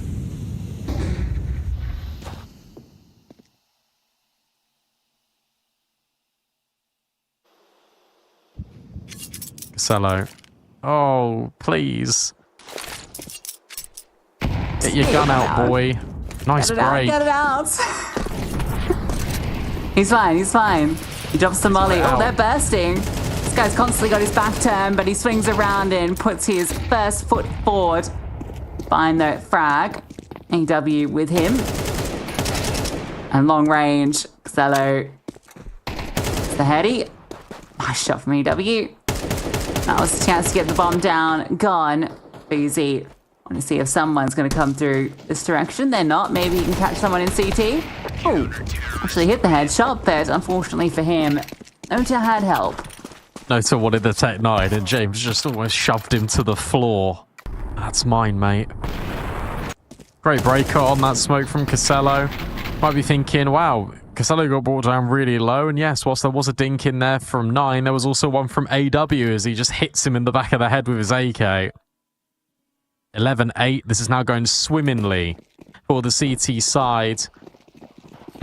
Those early troubles no longer a factor. Fuzi back out with the AWP, swinging towards long. But a hit out of Sedjot, he'll burn alive. AW will trade him post-mortem. So you've got this 4v4, and yet again, Niner got this space out long. That was a wild kill from Sedjot. He was like up on the barrel. Looked like he was mid-air. I think he just got his feet on the barrel as he hit the header. Flash. James steps back off it. Smoke as well doesn't help affairs. He's got lineups, maybe. No, besides he doesn't have lineups. He's trying to remember it. He's like, actually, no, I don't quite remember it. Just drops a sus smoke, which definitely causes the T's to pause. Good flash. That's going to delay them even further. Another resmoke then comes in towards long to help 9 cross, but you're wasting just so much utility. James boosted up over one of these short smokes. Has got such an advanced line in towards the ramp, waiting patiently for all these players to move over. That molly confirms that they're not here yet. Kragan might be the first victim to walk into this scope. Oh, but James gets spotted, and Kragan never reveals himself. Nota, now boosted from the new box. Again, can't find any purchase. Bomb planted. And whilst Kragan is cooking, he still deals with Casello. Very late long play from James, but he's not really going to be a factor in this round. Favin is, though, close by, and they swing off each other to perfection. James not involved. Looks so good for Parivision at the start. Good delay utility, but yeah, their positions felt awkward. James Bruce, like, I mean, we're watching from his POV. He's found someone else's flashes. We're watching from his POV, and I was thinking, surely he could be seen here because he's so high up and that smoke wasn't that deep. And yeah, he just gets caught, has to fall off, and that kind of undoes the whole thing. I'm surprised they didn't have someone playing behind sight boxes. I was surprised about a lot of things in that round, because I agree with you. I thought he was going to be boosted up, which is fine, but I thought he'd be tucked more around the corner, so he's looking at that advanced line in towards sight. Maybe that's why. Because they didn't have that sight player, they felt like James needs to get ahead of the curve, but he's just poking out a little bit too far. Parivision now feel it's necessary to cause their first pause of the game. As mentioned previously, they've got so much money, they can keep buying for a few more rounds, so the loss isn't going to affect them, it's just going to annoy them. Because 9 are still well within touching distance of stealing away this map pick. Ancient on the horizon as well. Parivision will be really happy if they're able to get Dust 2 over the line. They need 2 more on the defense.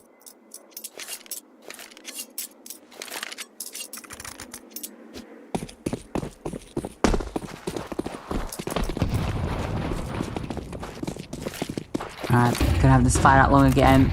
Oh, it's the smoke that goes for. That's interesting. Will mean, oh, flashbang's great. Shot's even better. So Shot finds a W. James there for the trade. Felt like a very limp long take from the CTs, not gonna lie. Oh, the flashbang's good. But a trade again, and same sort of success. They want to keep on scaling. James misses that chance. It's close to it. I saw Smokies deployed to work with, and the flames causing problems. Shinnok has now arrived at the scene. Bomb still needs to get up. Fuzi searching both these AWPers, playing around the edge of the smoke, but not seeing too much.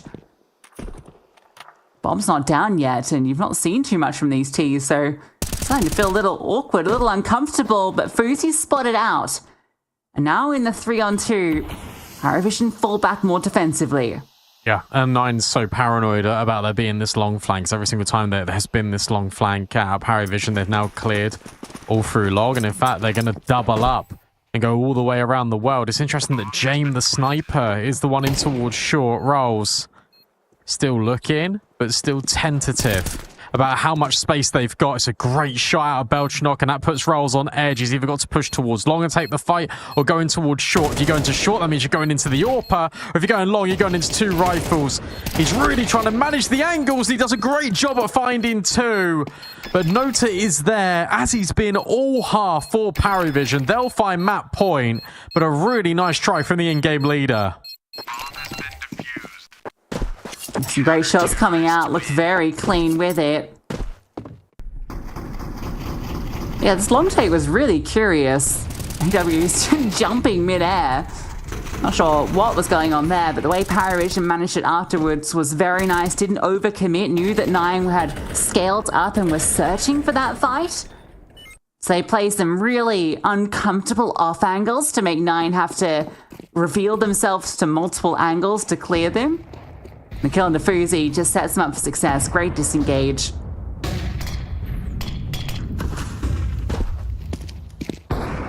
Oh, That's nice. That's actually a really nice way to do that. So you've seen the jump in player. And then it's like, okay, James, there is purpose for you getting on this boost, but Favon will get rid of AW. AW has been a little bit of a liability out long. I don't know how he even died because he smoked off long. The AWP was smoked. Like, he must have just repeated in a bad timing, or maybe Favon cleared it, but... Oh, okay. Solo's got them locked in. That's a big kill. I think he's dead. Oh, yeah, he's dead. He's dead. He's dead. So... Oh, wow. Overcommit, but good push through. Oh, this is crazy. Sedjot's still here. You haven't dealt with him. Oh, and he deals with James. He walks straight into it. James. He jumps on it. Explodes in his butt. I can't win this one. I like this out of Belshnock. He's faked out the audio, but Sedjot walks through the left-hand side of the smoke. Lots of impact from Sedjot. I think Jane wanted to get to top mids to maybe stop Sedjot going back in towards log. It just eats that nade. 2-round game again, but I tell you what, you lose this one if you're Parivision. You just got Belshnock's, sorry, you got Nota's bankroll, but it's probably OT. Bonus will be building at the very least, but yeah. Belshnock out long, he'll win the fight. Shows AW how it's done. In fact, it's a whole slew of different riflers out here this time. Costello trying to help out. Belshnock goes down. Sedjot's been unrelenting these last couple of rounds. Oh, they get stuck on each other. Why would you spam that AW? Literally, Costello's just trying to escape. And you put him in the firing line. You put yourself in the firing line. AW ahead of the molly. Favon should be aware of it, but Costello then walks through the fire and the flames to trades. James is hit too, can't hit the flicky, double scoped in.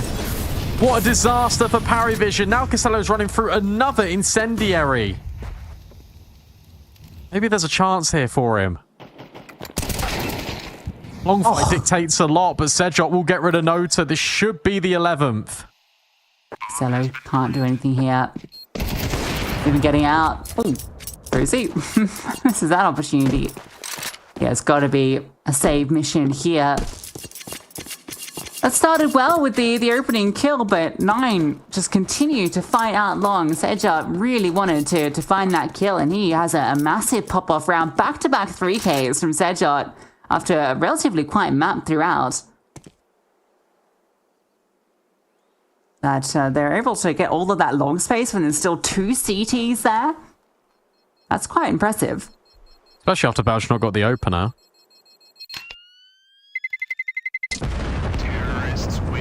The AW spam when Costello's trying to leave is a little bit silly, because all it does is just get unnecessary damage on towards you. And then you're also blocking your teammate inadvertently. And that actually was relevant because Favon didn't headshot AW. Double AWP. Favon's got another one. James, of course, equipped with his. Nota will drop that over, but Fuzi hits the shot on Belshnock. And it doesn't get worse. 4v4. And James at least able to get that trade back, but 9 have been very quick out the gate in these rounds. The speedier play has just been so successful for them. And James now focused on middle, so short is a huge gap. AW been punished round and round again, drops the smoke, but they might just commit through. And he can't hold this. He's in such a tricky position. He has no support at all. So he's just hoping if he doesn't show himself, maybe he can go undetected. Maybe he can get the cheeky first pick. That was the chance, but he misses it. Oh, he makes an absolute meal of it. AW, a shocker. And it's going to cost them. We're going OT. Unless James can pull off the 1v4. But it's not looking good for him. It'll be the ace clutch if he can pull it off. Reposition to find another kill. He's hitting some good shots. No HP on Sedjot. Is there really a world that James can be the one that gets it done? Time, such a big problem for him. And yeah, he'll get spotted on that crawl up. So 9 pull it back off a run of rounds to force OT. A run of rounds from Sedjot. Sedgwick has got 9 kills in 3 rounds. He's got 3 triple kills in a row. Great shot out of Fuzi. OAW, that was it. That was the chance. If he hadn't a shot and if he had just pressed forward, he gets that kill every day of the week, and then suddenly Sedgwick doesn't kill all of your teammates. Yeah, it just looks like a bit of lack of confidence in some of these moments. He's so afraid to overextend there that his lack of extension just means he gets caught out. Comes this middle road that's the worst of both worlds.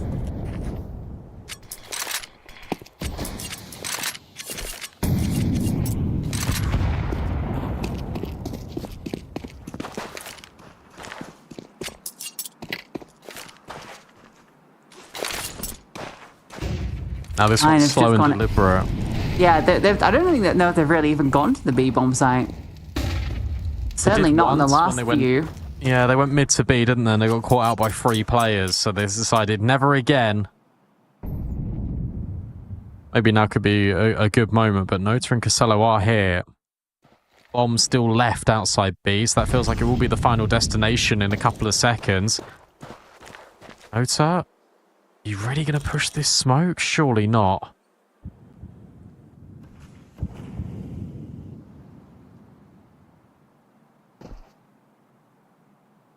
You heard them fall off short. A lot of info now. Counter smoke. Timing on this should be pretty good. Really good, in fact. Spam. Great damage. Now Node is baited.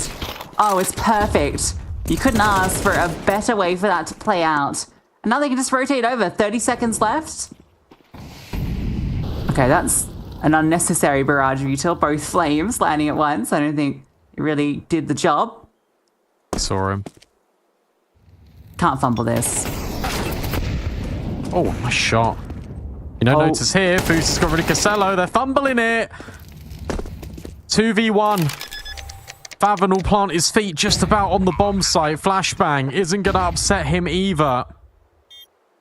AW and James swaps to the rifle, which makes this feel a little bit more convincing. Molly goes in towards sight, but Favon's just at the back box.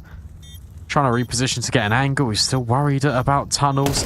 Now he's facing on towards the doorway. Good first shot. Continues the spray. Doesn't see him. James plays a patient game. Of course he does. You should know that by now if you're Favon and Parivision. They won't be able to close in regulation, but they've got the first round of overtime. James and Nota versus the world right now, isn't it? They're just looking at the rest of the squad like, come on, guys. Nota gets this incredible double kill to set things up, and you think, how can you lose this? You can rotate everyone over, but then they double layer their util, which gives it an extra 6 seconds to the T's. The crossfire setup is not ideal on site. James bookends the round with 2 of his own.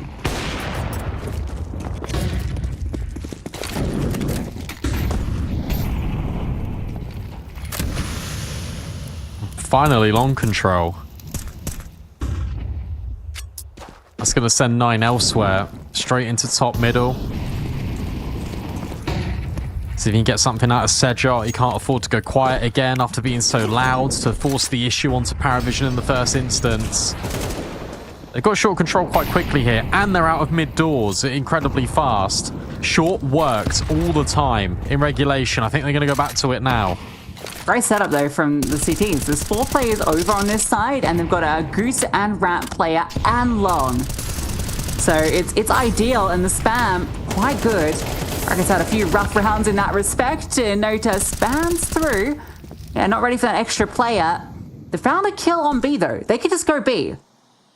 However, James is here. They don't know that there's not another player present. Oh, AW, you don't need to walk into this. He's not being really loud. Rolls tucks in the corner, but the HP betrays. Fuzi 1v3. Clearing out every angle and then trying to get onto this bomb site is going to be increasingly tricky. He's got no utility to block off this cross. Now he's been loud. Scope in deliberate. And James can just hold for it. He'll jump over the line, a fake out to entice AW in. This is how you lose rounds. You give him 1v1s. Fast play up through tunnels. Oh no. Sellers missed it. And he heard that off shot fire off in middle too, so he's expecting James.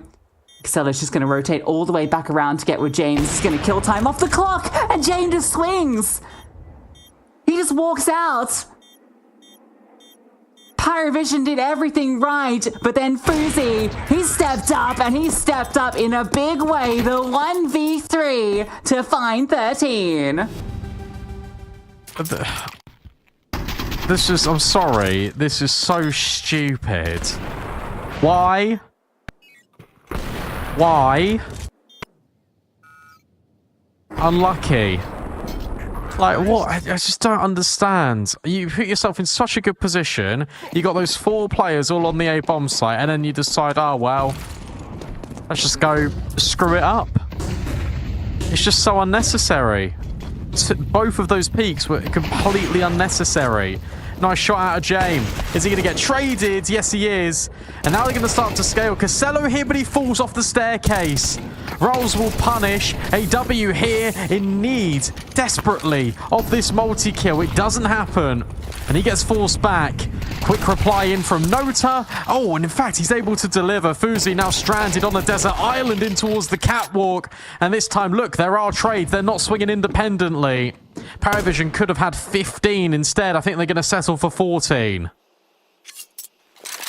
If they can, there's a chance here for this 1v2. Oh, why have they separated again? Going together, bomb planted. It's a short plant. He doesn't have that position. So he's going to look for these fights. Surely long becomes a problem. Shot fired off is going to reveal his position. Okay, he knows where both of them are, but without the HP, he'll just get pincered on. No need to pick that up, Belchinok. The half is switching. AW's not even got a gun. Defuse the bomb. Hello? Guys? Okay. Okay, they just wanted to talk more. They just wanted to talk more. I think that's all that was. James just pulling them in, or Dastan probably, actually.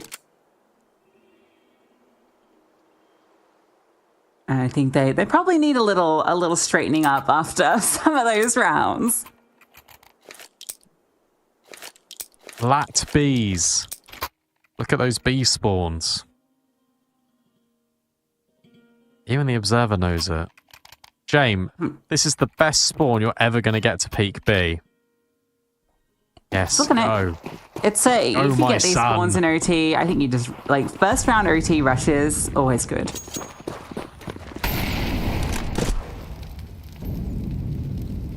Oh, yeah. What a peak that is. Cello, fast, sneaky. I don't think they know. I think he's got a really, really good time in here. Well, now they know because they flashed off the angle. Makes sense.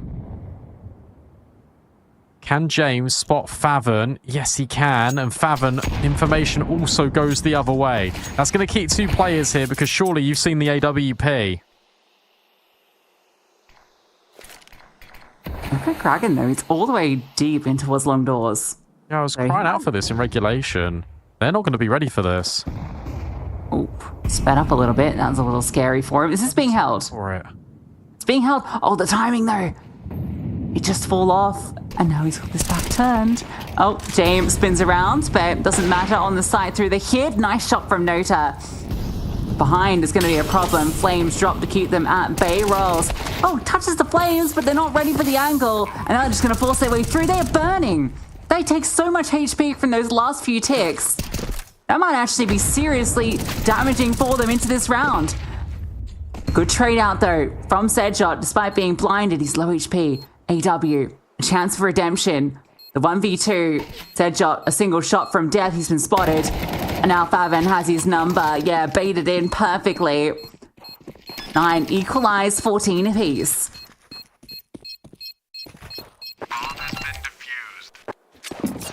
That timing is exceptional for Kraken. As soon as he rounds that corner, AW stops looking at the angle. James going to be frustrated. As that 1 kill sets up the entire round for success. Nice try out of Belchinok. He's able to get that double. Makes it feel and look a lot more contestable. Nota and James still front leading by such a country mile. Faven is the only player on 20 kills, just about. 4-9.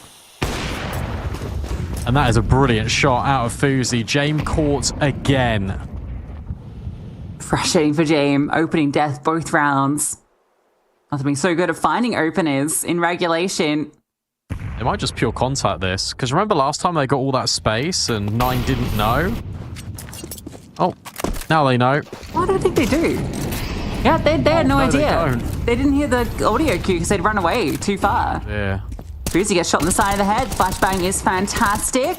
Rolls can't find the shots. A nade straight in the middle. Good chunk. And Rolls full blinded, sprays one out, but there's too many plays to deal with there. Still a chance for Faven and Sedshot, who are both in leading 9 in this resurgence. But Faven put down. It's on to Sedshot. Needs another one of these multis. That one, audacious. A little jump. Don't think this 1v3 is materializing. Nota says no. And Parivision find map point once again. Yeah, brilliant. They ran that round in regulation as well, where it's just pure contact straight up short. That's just the intent. Off the back of this opener out of Fuzi, they're just not ready for the scaling. And he gets completely caught off guard. Gets a little bit scary when the players on long aren't initially dealt with by Parivision. They are able to recollect themselves. I think they definitely deserve this map win. I feel like they have been the ones making the mistakes. They've definitely been playing better Counter-Strike. Fast one yet again in towards short. Look at Rolls. He's so worried.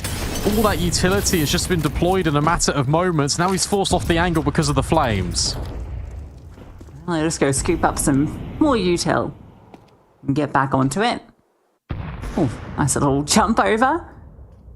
Faven. He's about to be tested. Completely alone on B. They're going to be coming his way, but same time, Sedshot and Rolls start to take space into middle. Double AWP is in play. Look at Jame. He just does not want to get flanked. They're not going to this bomb site. Jame out long. They go back over this direction. Sedshot's not holding a wide enough angle to see any of this. So let that smoke go down, and I think now they know this is going to be the short play, surely. Fuzi on the same angle, and yeah, again, he's just going to move. AW to take all the space. They've just completely rotated away. Nota dropped. That's a really important kill for 9. Oh, James just got a collateral. What? Where? Through the mid-doors. Through the doors. Belchnock hits a blinder. And 9, all their hard work looks to be undone after forcing it to OT. It's Jame with a triple. It's Nota the round before, and it is Parivision taking Dust 2 in overtime. I'll tell you what, Sedshot tries his very best, doesn't he? 3 triple kills in the last 3 rounds of regulation, but it gets to overtime. There's one silly one out of Parivision where they allow Fuzi the chance to get that 1 versus 3, but apart from that, they looked unstoppable in OT. Dust 2 well and truly theirs at the hands of Jame and Nota. And now we move on to Ancient, a map which, you know, Parivision is pretty solid at, but it's good to see that 9 are firing on all cylinders. Which way will this best of 3 go? Is 9 able to build back into it on Ancient? We'll have to find out just after this.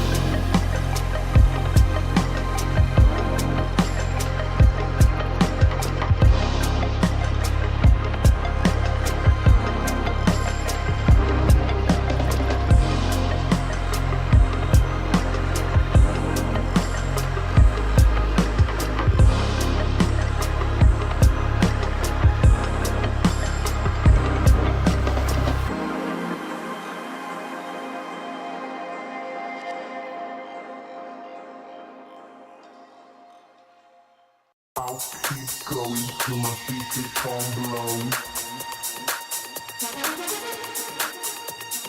I'll keep going till my feet become blown.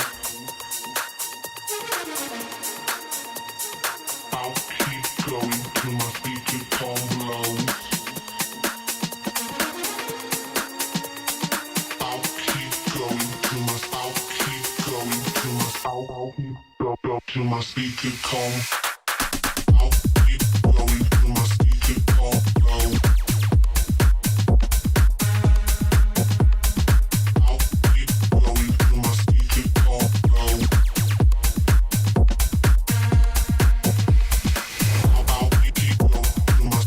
I'll keep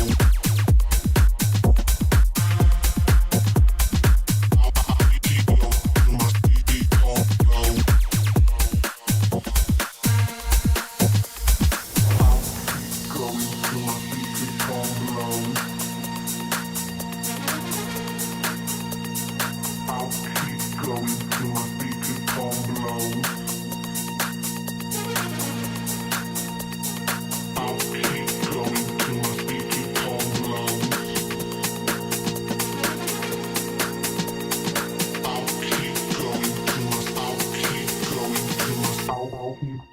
Till my speaker calm.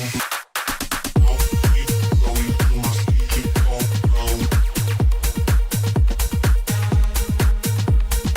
I'll keep going till my speaker calm low. I'll keep going till my speaker calm low. I'll keep going till my speaker calm low.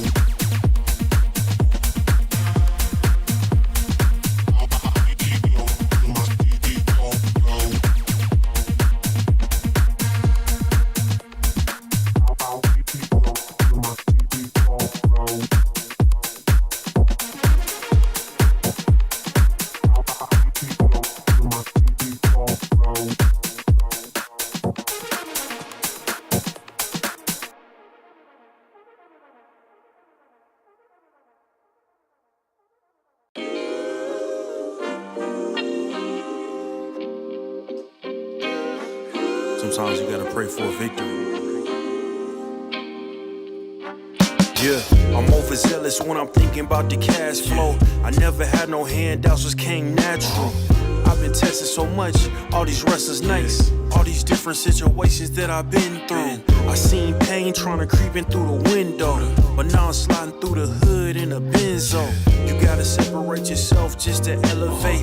I keep some drink in my cup to see through the hate. Sometimes on the road to glory, you gotta press the brakes. I got a lesson plan for all my past mistakes. I swear I'm proud of all my best and my worst days. Proud of all my feet when I touch the ground. Front of 8 at Beijing, man, they know the sound. I know I made mistakes.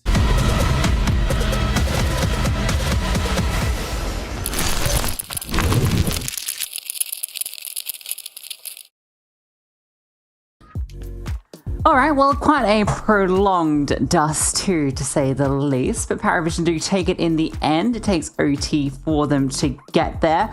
Nine with a great resurgence in that map. They're going to feel a little sad that they were able to get to OT, but then collapsed once they got there. Parivision helmed by James and Nota for a remarkable hard carry on Dust 2.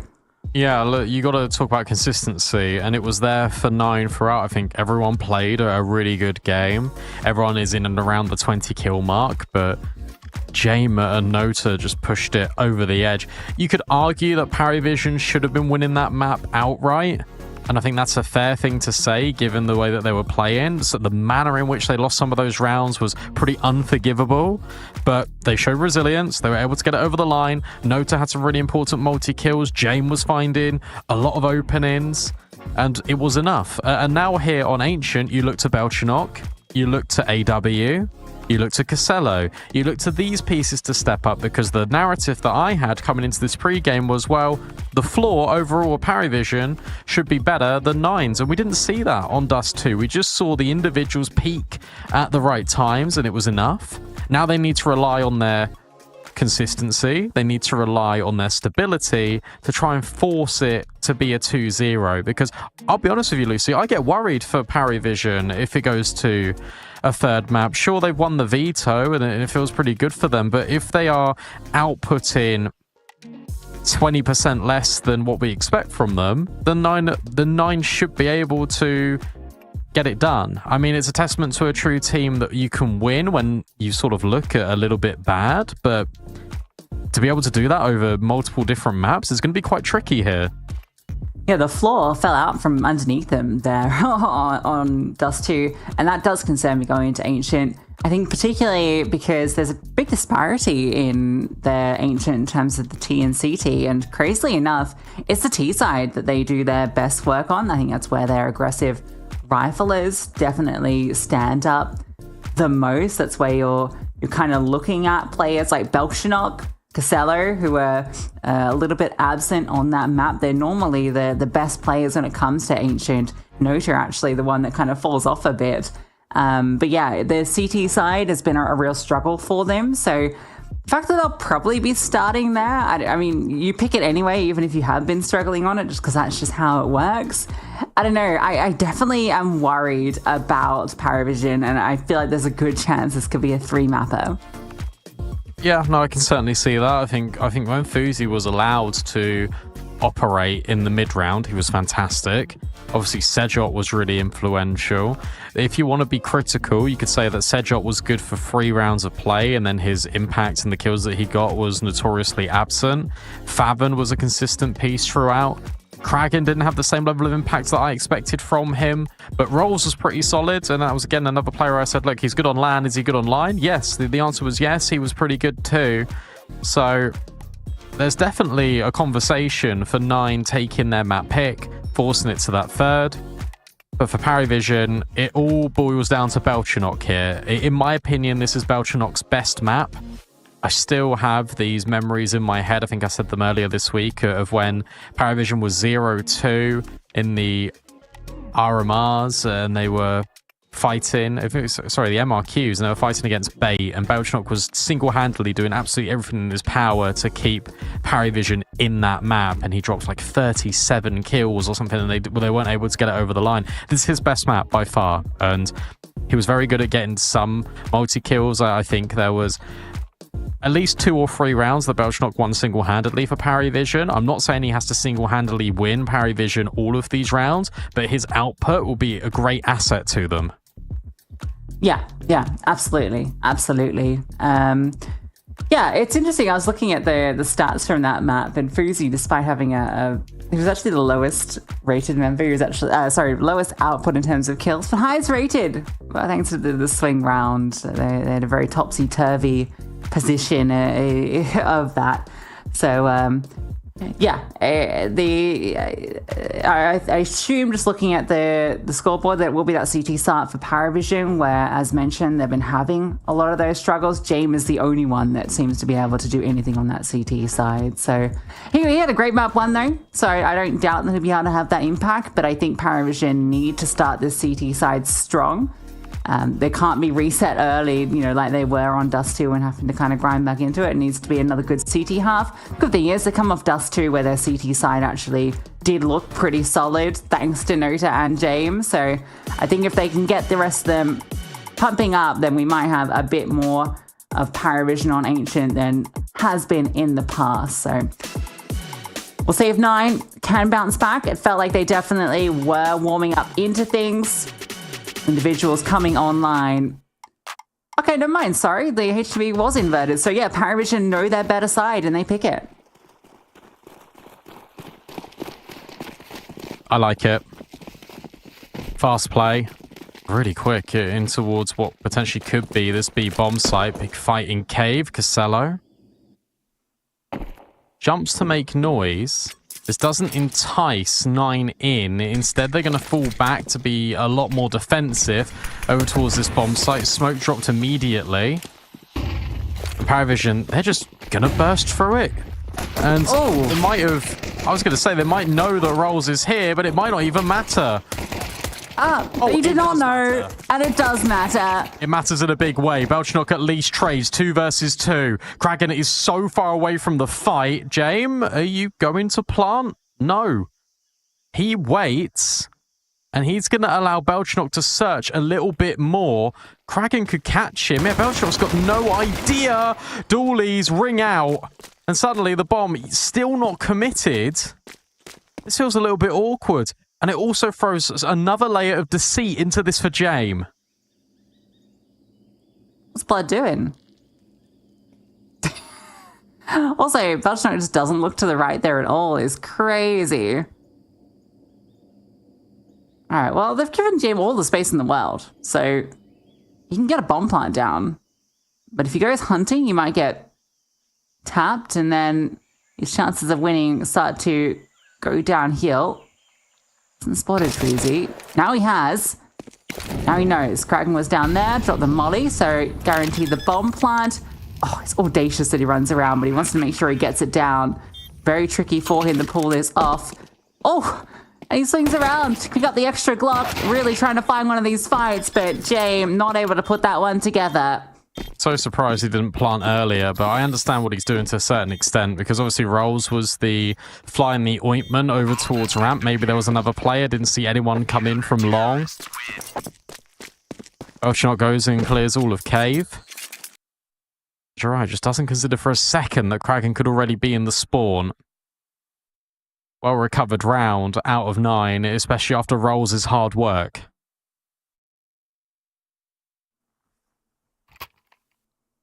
Really cool play from Rolls just to walk into the smoke and then walk back out.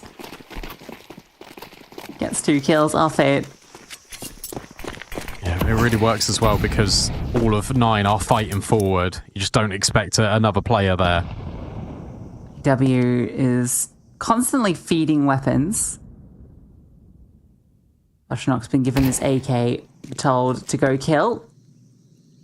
He almost pulled around like this off for them on Dust 2. So, I don't doubt his capabilities. But it's a very tricky one for him to put together. Jame with armor and Tech 9. So he's also available to scoop up the rifle should it fall. I feel bad for AW. He's literally modern day Sanji at this point. Just consistently drops all the weapons over. He bought an AK and now he's like no armor Glock. Rolls. He gets a whiff of these players, and there's Belchenok, and he doesn't miss the mark whatsoever.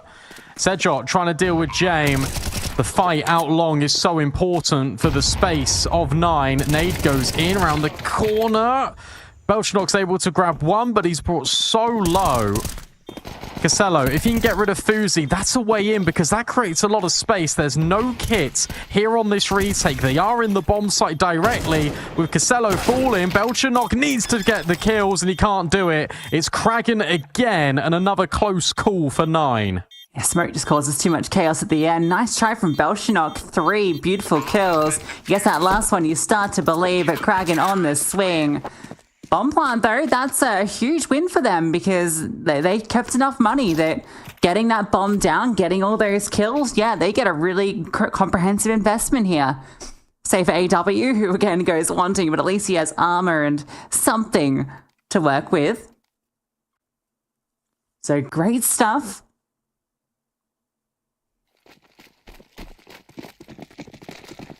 James Orb. Next to Casello. Oh, and the flashbang, brilliant. Nota gets the opening kill, Belchenok gets the follow through, and mid is under Parivision control. Oh, Favin, that was a chance, but Jame just jumps back through the smoke, tries to set up Casello, but he can't see anything. 5v3, you can take your time. Finally, this is the breakthrough that Parivision were waiting for. A couple of opening kills without any resistance. And there is currently no resistance at B. Favin moves back over with his MP9, but that's the only thing that can keep B under control. And they're ahead of his util. Favin not expecting them to be that far progressed. Rolls, what are you even doing here? Yeah, he gets the memo. Get out.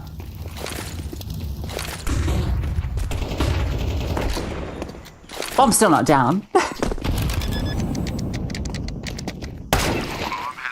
Oof. Shot.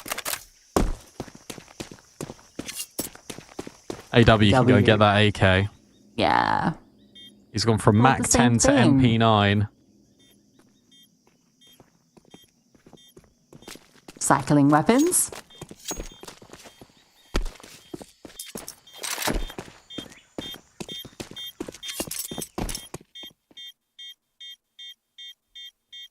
Parivision, off the success of their previous round where they got the bomb down, brought it into a 1v1. Coming to this one with a great mid showing, 2 quick kills, flashbang from AW, MVP to get the first. Even with that fast run boost, we're ready for that potential. Finding 3 players as well is a really nice situation for Parivision, who will still be up against an investment, but getting weaker. 3 M4s. Dragon and Fathom won't have too much. Yeah, 5.7 and MP9, and a dire lack of utility across the board. Good conditioning from Parivision to end back on that B-bomb site. You quite easily could have gone in towards A from there. But it's the decision-making of, well, look, we've set all this conditioning up. 3 players are going to start here for 9, and then you go in towards the A play, all by design. Timing. Not ideal, but Nota is aware that Kraken could be here. MP9 swings out. Belchanok now paranoid about it, and that's when Sedrot steps in. Brilliant.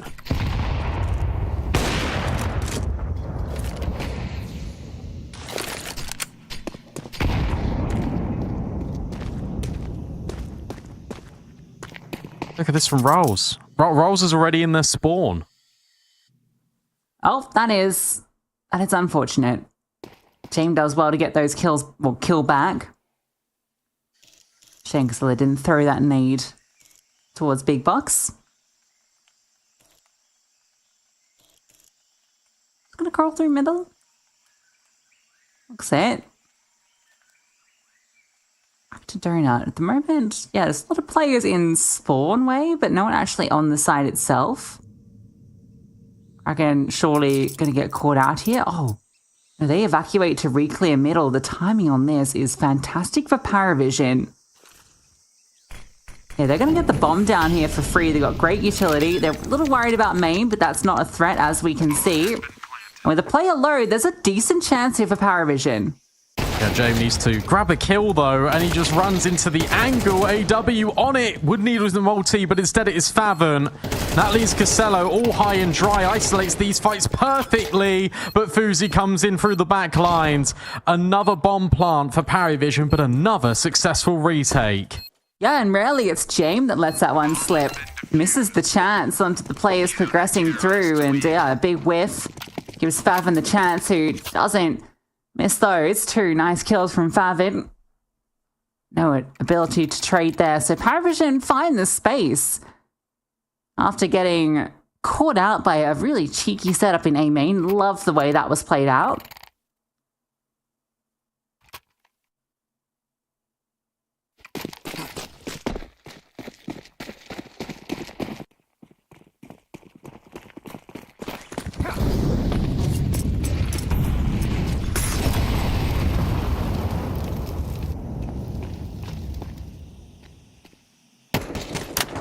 Control taken by Parivision.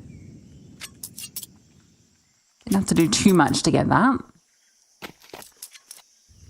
You got to be aware that Rolls is consistently walking down here. You can see that Casello's trying to hold it. AW's here as well. And okay, James now made it around the corner, so Rolls can't directly punish. Boost up on Donut. Nota will hear them fall away.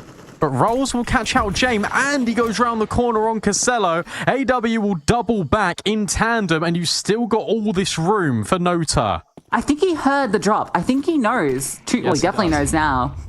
So there's space on B. Nota, what can he deliver here? 1 kill comes through, he gets both. I thought he was done for in that first wide swing, but he's the one that steps up, and an attempt from Fuzi denied. AW and Nota delivering in big ways for Parivision. You don't want the AWP, James? I guess he doesn't. Maybe they know the economy's not good. That one messy, but then the second kill was just instantaneous. I love the little jump over as well, because that just pulls the crosshair for a moment. Yeah, I suppose you don't really want the AWP when you're going up against pistols and Famises. They're getting a lot of space out mid. Nota wants to do it again to them. Boozy, I was going to say, stuck in the corner. He's now been removed by Jame. And yet again, Nota slides in towards Red Room. They're boosting up. He's right next to them.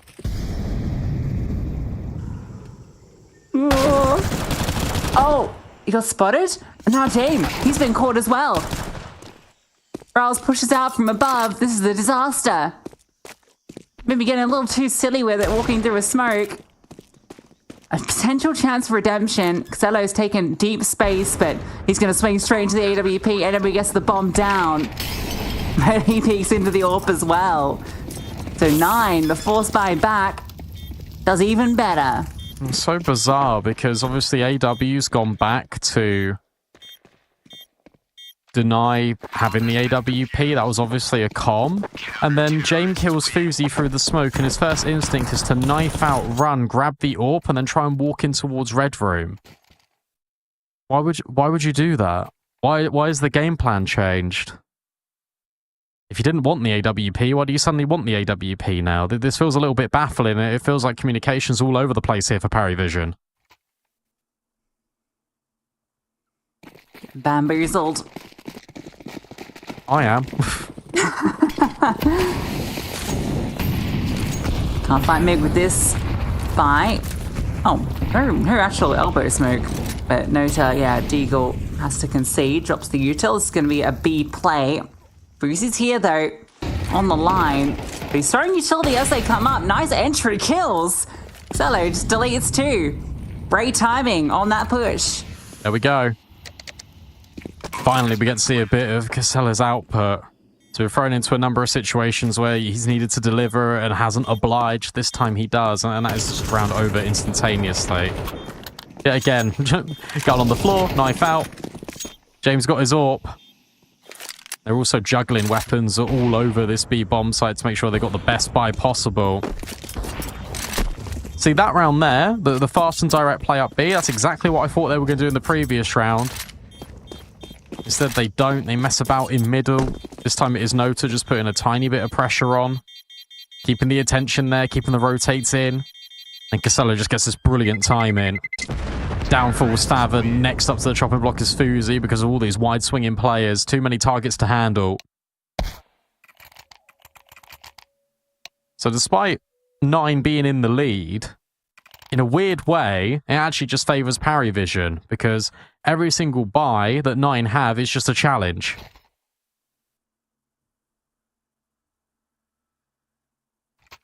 Not another one.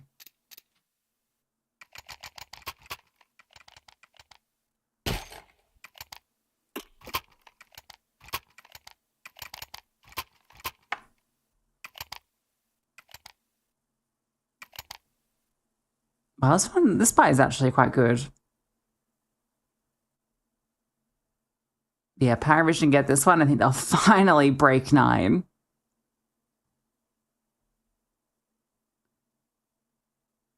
Rollspin, the MVP, you mentioned kind of coming into this series, as long ago as that was, that he's actually been really impressing you. And I think we're kind of seeing that here on this map. We saw a few moments on Dust 2 as well, the sort of impact that he can have.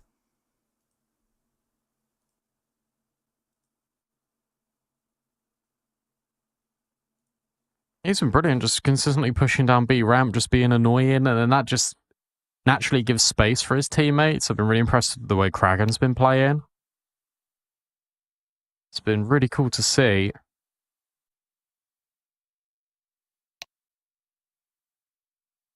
Timeout, fortunate that it is quite short. Even though Casello has got 5 kills, he's still got 100 ADR. James, the one that's been struggling in this map, he sort of exerted all his energy.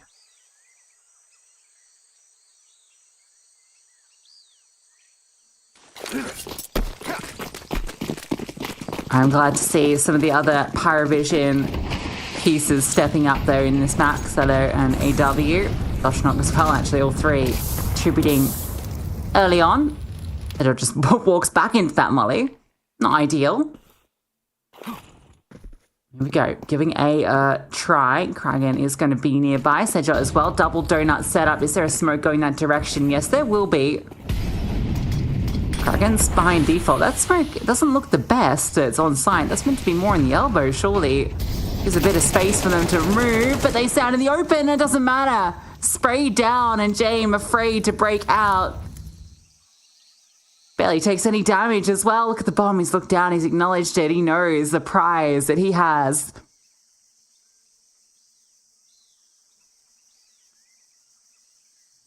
Look like they were just going to line up for a spray down, but instead the spray down comes from the one player on the other side, and Busy misses that one. Oh, nice shot from AW. Yeah, is there something in this? I don't know yet. It all depends where they want to take this, because B currently completely open. Fuzi's locked down pretty much all of A, but then he starts to become a little bit paranoid about Donut. This timing from Rolls, he doesn't swing directly in towards Red Room. Parivision have got a pretty good idea that the rotates are going to be here and they're going to have all this space, and they absolutely are. Rolls, can he intercept this in time? Molly goes deep, he beats it. Oh, and Jane will catch him from a 2v4 to a 2v2.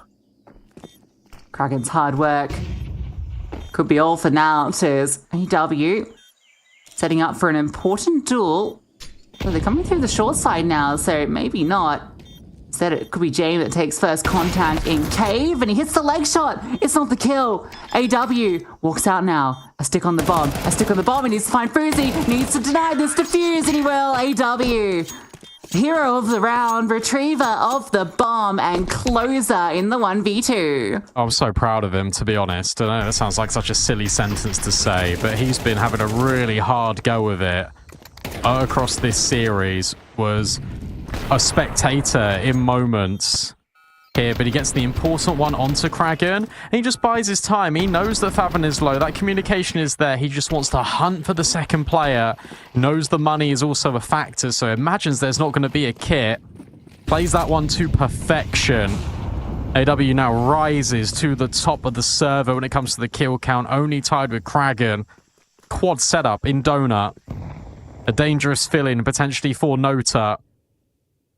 With Faven keeping Overwatch towards A main, Parivision yet again elects to go for this Red Room creep. Oh, why does it scare me? They're fine. They've got coverage and they've also got Heaven control. Should be a non-issue. No one's looking at this. No one is looking. It's fine. Okay, AW comes back. And Cello can swing out and it's fine. Jane wants a piece of the pie. No. The donut, I guess, is the established law, and he'll get one.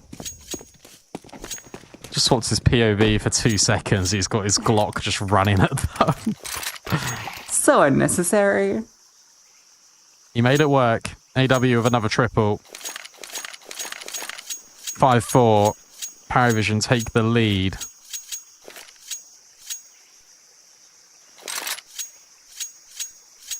Money is okay enough for a purchase here for 9, but they do not have this AWP. So yet again, as it feels every single time James got the AWP, it's uncontested.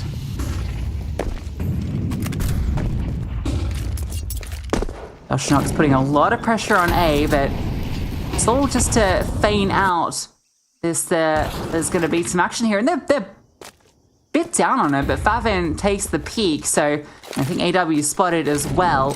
Smoke will go down, and Fuzi gets ahead of it, but can't quite convert that spray. The bomb still needs to get over. James needs help. He needs a friend. He's phoned in Nota, who has Faven locked in. There's also an engagement in the middle. Belshnock should surely end this, and he will. AW. Actually, AW gets the kill on Faven? Yeah, he spammed him through the wall. He spammed him out. All right, yeah. James had plenty of help. Now you know this last guy's in long. You can just take the bomb A. Don't really need to be fighting this. You don't need to be taking these kills against Kraken. They're lucky he ran out of ammo there, I'm telling you.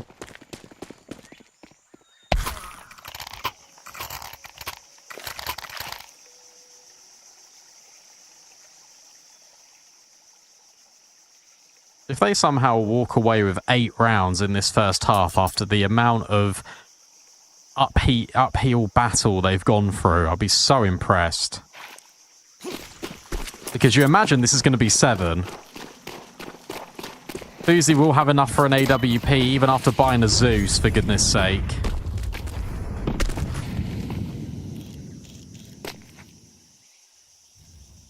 Well, push out main. Shock needs to be wary of this.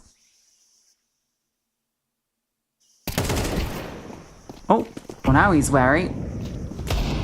And he might be in trouble here, yeah. Getting decalled from one side. Oh, this is now suddenly very scary. There's the Zeus. Oh my god. James actually gets that trade despite the low HP. Nota's forcing his way up, but there was a second player in there. And Favin tries to go for the peak. That's given Nota a chance in this. 1v3, main 1v2, bomb to be planted, not a kit, remember this. And positions aren't good for 9, so it's going to burn a lot of time off the clock. It'll be a slow play from Kragan, and this duel defines it. If Nota can win this out, which he doesn't, that was the way to clutch it up.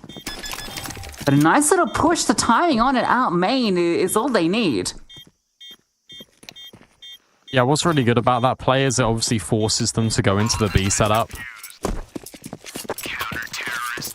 Parivision almost relying on the fact that 9 are going to account for them going red room on the low buys. So instead they just walk B. Sorry I doubted you on the Zeus, Fuzi.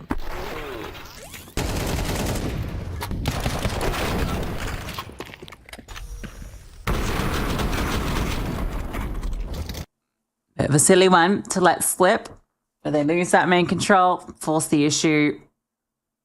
That was a really cool spam onto James crossing through the Jaguar entrance.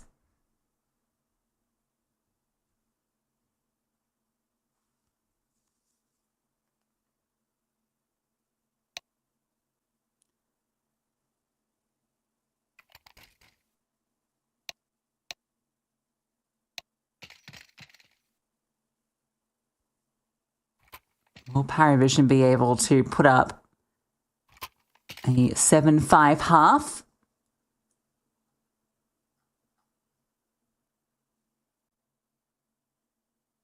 Dust to 7-5 against them.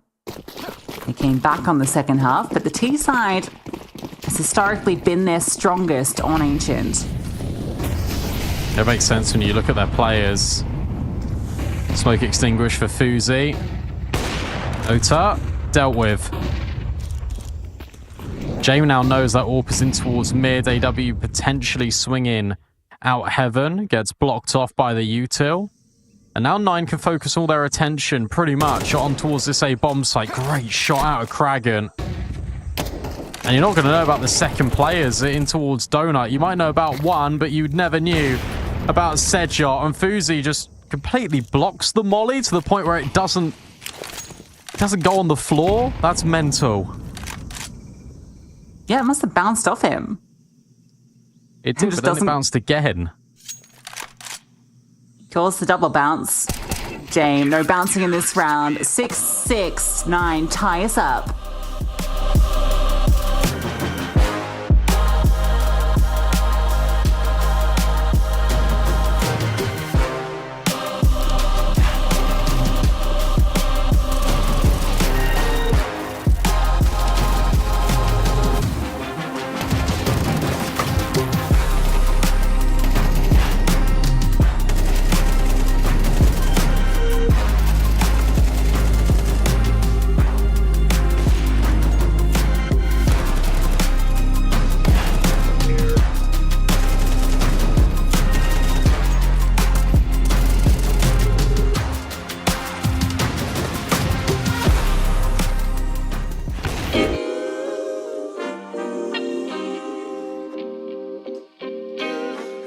Sometimes you gotta pray for a victory. Yeah, I'm overzealous when I'm thinking about the cash flow. I never had no handouts, just came natural. I've been tested so much, all these restless nights, all these different situations that I've been through. I seen pain trying to creep in through the window, but now I'm sliding through the hood in a benzo. You gotta separate yourself just to elevate. I keep some drink in my cup to see through the hate. Sometimes on the road to glory, you gotta press the brakes. I got a lesson plan for all my past mistakes. I swear I'm proud of all my best and my worst days. Proud of all my feet when I touch the ground.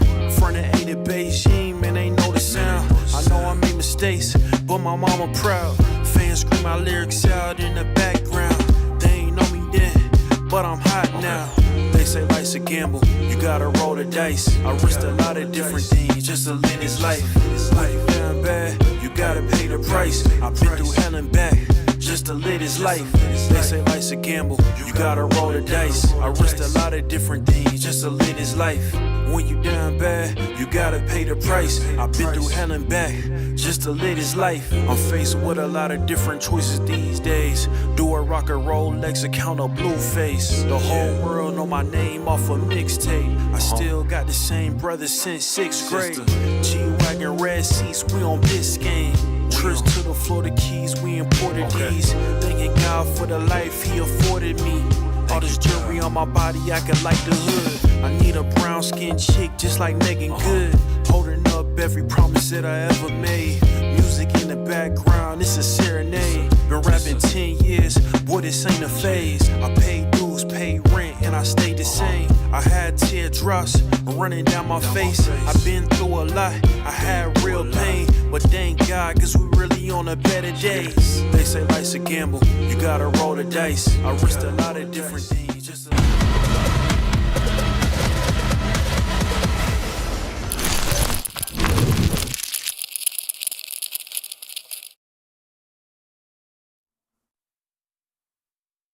All even at the end of the first half between Parivision and 9. And as you say, Lucy, historically, Parivision are pretty good on the T side, but the CT has been a little bit shaky. Yet again, you've got consistency from everyone out of 9. What's good is that you've also got consistency from everyone on Parivision.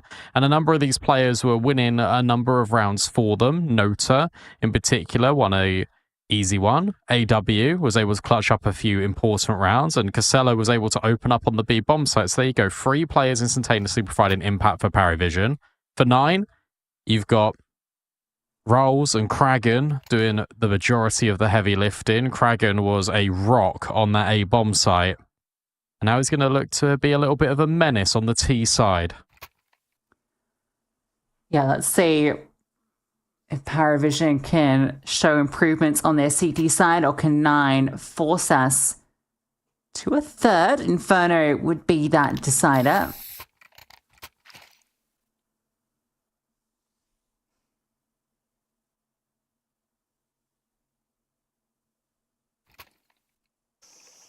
Hopefully we can find that answer out very soon.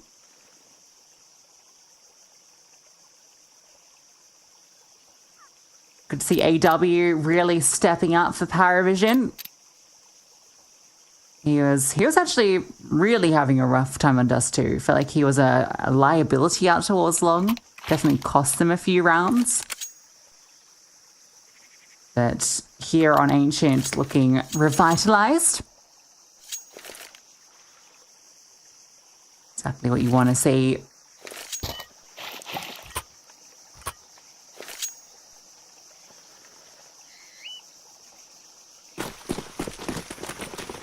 No dualies, just straight to USPs for Parivision, and 3 strong on the A bomb site, and this is the right call because 9 is setting up to exec. Yeah, interesting. You'll see the B lean, but no, Parivision want to lean A. It's perhaps been studying the tomes. 9 strat book. Smoke's coming over, so that's going to announce the intent. Nota thinks about the smoke, and he will throw it down, but I think maybe that isn't helpful. But will land, and Belchinok goes uncleared. He's able to get to Nota, then gets his. Rolls, who threw all that utility on the late lurk. Unfortunately, not a lot he can offer into this. W's holding for this crawl. They get spotted momentarily, and AW fast on the trigger. Tell you what, for all the utility they also had a flashbang in their pocket and they just didn't throw it. If they throw the flashbang there, then with that molly, Nota gets completely forced off. But they just don't clear big box whatsoever. Belchnok's even shooting at them, and they don't do it. Good decision for Parivision as well. The player in Donut, I think it was Casello, just walks through and is just on the edge of the smoke. So he can take contact. Fuzi fires an MP5 and then quickly sells it. Operation Bomb Plant for 9.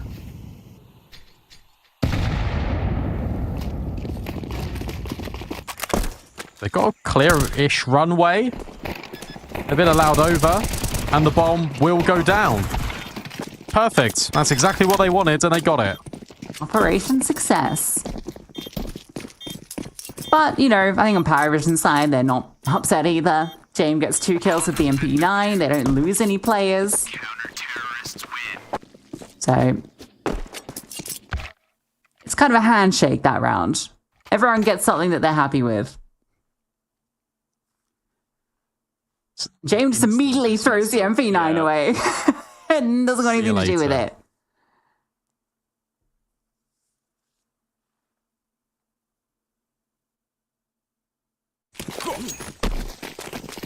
Right, what you got, 9? Oh, is Parivision going to hit your namesake? Not quite the fast play out middle. The nade goes deep and does a little bit of damage onto these players, softens them up for the 1-bullet headshot out the M4, and Belchnok obliges. Sedjot first casualty, and then Nota follows through on Kraken. They are being mauled in middle. Rolls will at least find 1 back, but Nota's escaped, and Rolls has taken an awful lot of damage. Fellow needs to be careful here. Drops the smoke, they're up. Yeah, they're ahead of it. Fuzi gets cheeky. Favin thinks about doing the same. Lucky he doesn't. I think Casello would have had him. Actually, takes a bit of damage from this spam. Oh. Look at the push from AW. That's true. In towards middle, so he's actually going to go all the way through. This is risky. Oh, Rose is holding. Oh! He's not going to get the kill, but he's at least going to get the info. Now, if you're 9, there might be a passageway here. You have to go mid to A. Jame recognizes it, but then pulls back. That must have been an info relayed by Casello. Jame now sees the incendiary. He knows what's up. The bomb can go down. And Rolls, on his low HP, is going to either try and lurk to get the damage, or he's going to be this late round player going through mid. Casello is so paranoid about it. Thinks twice before going in towards Donut. Time ticking. 1 kit on Jame. Utility lacking. A lot of stress from the T's on this position, but time, they're not going for it. They're just looking to contain. I'm surprised about the decision from AW to push through spawn, because the most common thing people do in that spot is Good night. Oh, we actually got that kill. Nice. The most common thing people do is go to CT to elbow and just kind of jiggle or hold that like narrow angle so they can see the drop off from ledge. Yeah, going to spawn costs him, because yeah, as soon as he's spotted, the call's made. There's space on A. That was 2 opening kills as well for Parivision. Yeah, really good comms out of Rolls. Knows exactly what the idea is in that round. If that guy's pushing, it has to be 2 on B. Fast playing Cave. Solo won't take a ticket in the molly, but it's still free real estate for Rolls.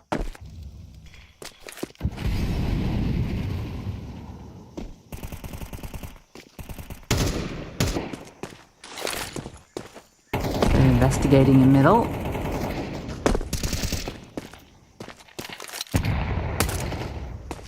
One way to pass that over. Be careful, because Favin is desperately looking for an opener here, but he'll fall off. Look at the space that's been taken. Jame! Oh, needed to hit that one. Sedjot was about to swing on him. Rolls now does step in. It's a disengage. Very passive lines from Parivision held after the opening pig. Oh, they're so jumpy. You need to just relax a little bit. By playing so passive, you're going to just shut yourselves out the bomb site. You're waiting for a reaction. Jame will get one by pushing in towards mid a little bit, but whilst the site's been taken, the bomb is just so far away. I think at this point, you're more than happy to let this one go retake if you're Parivision. It's going to have to be. Oh, you tell. Yeah, The smokes have all faded now. So hard. Bomb. Allowed. But yeah, they have to go fight for long. And, well, Busy and Favin have done all right in this, but surely, just through the numbers, they can overwhelm. There's this engagement happening in middle that's kind of separate to everything, where Rouse has been legged, and James just waiting for him, while Kragan is playing his own game. But James just waiting for this jump up, and he'll hit the header as well. There's like 2 mini fights going on. But I think the one in middle ended up being fairly irrelevant.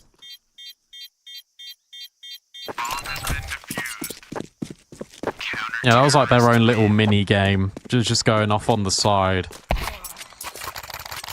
What a shame for 9. They were really hoping that Parivision were going to be on the bomb site and they'd be able to get the kills, and you can just escort the bomb in. It doesn't matter when your utility's faded, but I think brilliant work from Parivision to make that decision to play really passive, to then go for the retake. All the rotates come over. It gets a little bit touch and go with Favin finding the double on long. Parivision are able to escape it. Just Tex. Now out for the T side. James yet to see anything in towards middle. And I know Parivision have dropped the ball on rounds like this before, especially these low buys. Happened already in the first half, but this should, for all intents and purposes, be this 10th round. Oh, they're doing the Parivision to them. James could get caught here. Okay, he'll get around the corner, and he's got the rifle up by his side, so yeah, no one's caught. So for the T side. And that's round. And now no Fuzi's over here. You've got Casello holding for the lurk at B. And even if he dies, you've still got AW in the corner. So will be that 10th. It was an important round to keep players alive. If they're able to keep 4 or 5, that would be brilliant. And they will. All 5 alive.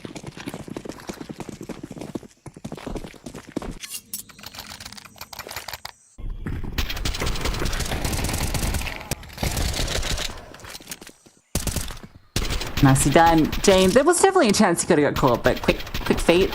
Gets around the corner. And Nota and James on the lowest kills of the team.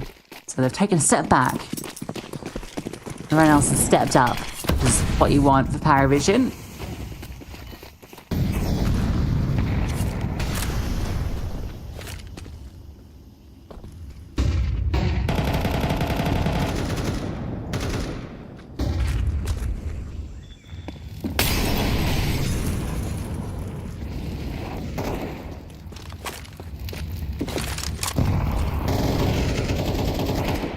One of these attacks into B. They're really hoping that the flashbangs at Cave force them into that spam, but it doesn't happen. Investigation, spearheaded by Kragan, operates over at A main. Belchinok now calls for Nota. James flashed off the angle, but only for a second. Of course, he'll go back in, doesn't see anyone. They're going to try and move their way back in towards this A split because of Kragan's space.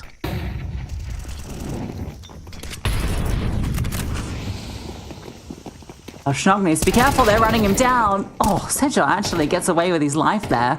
Bailed out by Favin. Oh.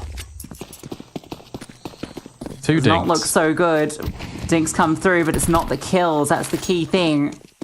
I'm still not down, but I don't really see a way do much about it. No one's revealing themselves, and it's a very tricky retake. They've got money, so they could just go for it. Drop down for Casello, and he can't get more than one, but AW does. Now there is a way in, with AW continuing to swing. He is missing nothing, and he's given his team a chance. James Tap on the bomb, not the stick. Now he is going to stick it. He's fiddling with it. Kind of fumbling his fingers, but not fumbling the spray. So James will convert off AW's brilliant triple. Yeah, what a round out of AW. Nine felt like, okay, we've now got the bomb planted. They're not going to go for this retake. And I think that's the most surprising thing, because as soon as they started walking over to Temple, I'm thinking, there's no way they're going for this. This is Parivision. But you got to remember the context. You got to remember that they survived that last eco round with 5 players staying alive. So you can actually do this. And if you lose everyone, you can still invest in, and it's no problem. AW just walks behind it. His teammate steps out of the shadows in Temple. Makes 9 obey and follow his rule. 3 kills in a matter of moments for AW. Parivision on the brink of progressing, winning the rematch, and booking a spot with BetBoom in the grand final. 9 on the verge of being eliminated from 2 tournaments in 2 days. Look at this again. This third one, just instantaneous on Favon.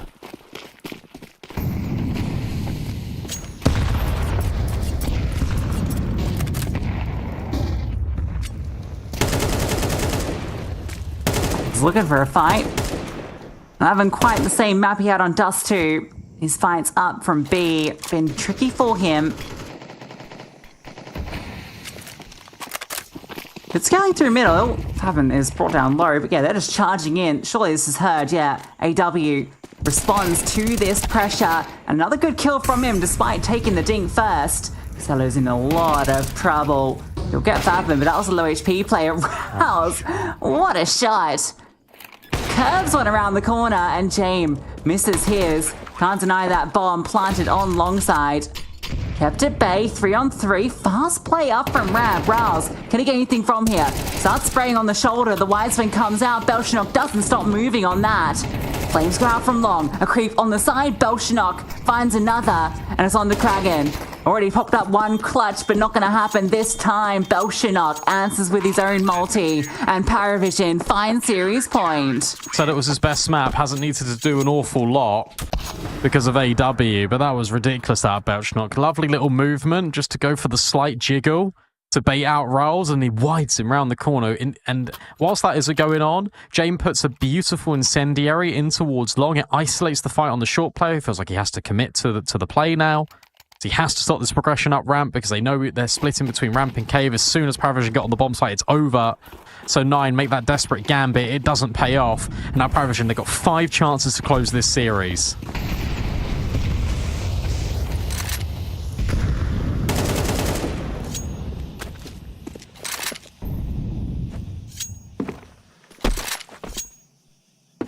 I was looking for the peak.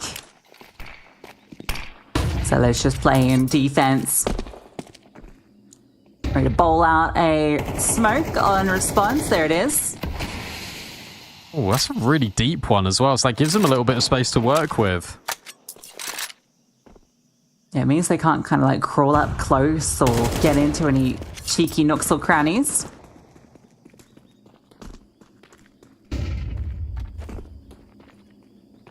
Considering that this is supposed to be Parivision's less favoured side on Ancient, 9 have got 1 round. That's it. That's all they've got to show for it here. Flashbang, dodged by Casello. Still on the angle directly. Favon monitoring the situation. Another rotate comes over from AW. He's still got this presence in towards mid. Favon goes for the wide clear, but it's just these consistent jiggles that shimmy Casello onto Favon's head. 30 seconds, you got to go B.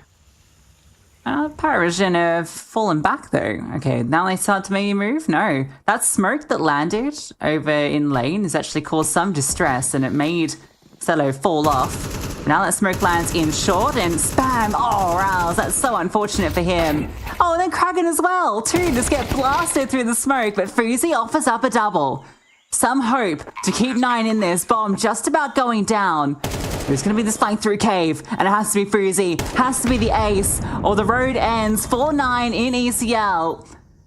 Up on the bomb. Swing outcomes, can't convert the taps, and Belchinok converts the kill. So Parivision, on their opponent's map pick, look a whole lot stronger. A comprehensive victory. They book a spot in the grand final against BetBoom. Yeah, really well played to Parivision. You got to give commiserations to 9 because they were present on that first half of Ancient. They were consistent throughout on Dust 2, but it was Nota and Jame on Dust, and then it was AW and Belchinok. Their heroics, coupled in with a couple of beautiful entries out of Casello, pushed them over the line. That CT side was unplayable. No matter what 9 did, they were just being overran round after round after round. And even when it felt like they were guaranteed to get the kills, they were guaranteed to get the rounds, the improbable retakes just came through from AW in particular. A brilliant showing from Parivision. They are consistently powering up whenever you see them, and it's really nice that you get different heroes in different maps. This team is so close to unlocking their full potential, I'm telling you. Yeah, you can still see some of the shakiness in a few of the maps that we've covered. Dust 2 here, I think a good example. The Mirage against OG in the lower bracket. There's definitely some times where they have some shakiness, but I think Ancient here, this CT side, a great example of what this team is capable of when they're all fighting on that same cylinder, all in the same gear. Every player online here on map 2 to get that grand final spot. Sad situation for 9, who obviously got forced down into the lower bracket because they forfeited the upper final versus BetBoom because of their commitments to LAN. So unfortunately, they had to play the consolidation final. Unlucky for them. Unlucky for Fuzi because we picked him as our player to watch. And sorry, Fuzi. every time we pick a Kadea player to watch, they struggle. So we cursed him, and I feel bad about that. But you know, we have to pick someone. We do, and the reality is every time we pick someone, they are cursed. Sorry, Fuzi, but I will be said he did have very good moments in both of those. That's the key operative word, though. Moments in the game. Unable to find consistency were 9 on Ancient. They bow out of our first cup here, and it sets the stage nicely for Parivision versus BetBoom. Really nice to see them get into a grand final, and for BetBoom it could be a chance for them to win 2 grand finals in 2 days after claiming CCT Season 5 not that long ago today. Thank you so much for watching ESL Challenger League Season 50 over here in Europe. We've still got South America and North America on the way, so stay tuned and we'll see you in a little bit. Damn, guys, we almost had this. Thank God it's over. Bored of endless matchmaking? Take your first step towards ECL, experiencing real strategies against teams of your skill. Learn more at fce.gg/ECL. ESL presents ESL Challenger League in partnership with Intel, Acer Predator, DHL, Kadea, and 1xBet.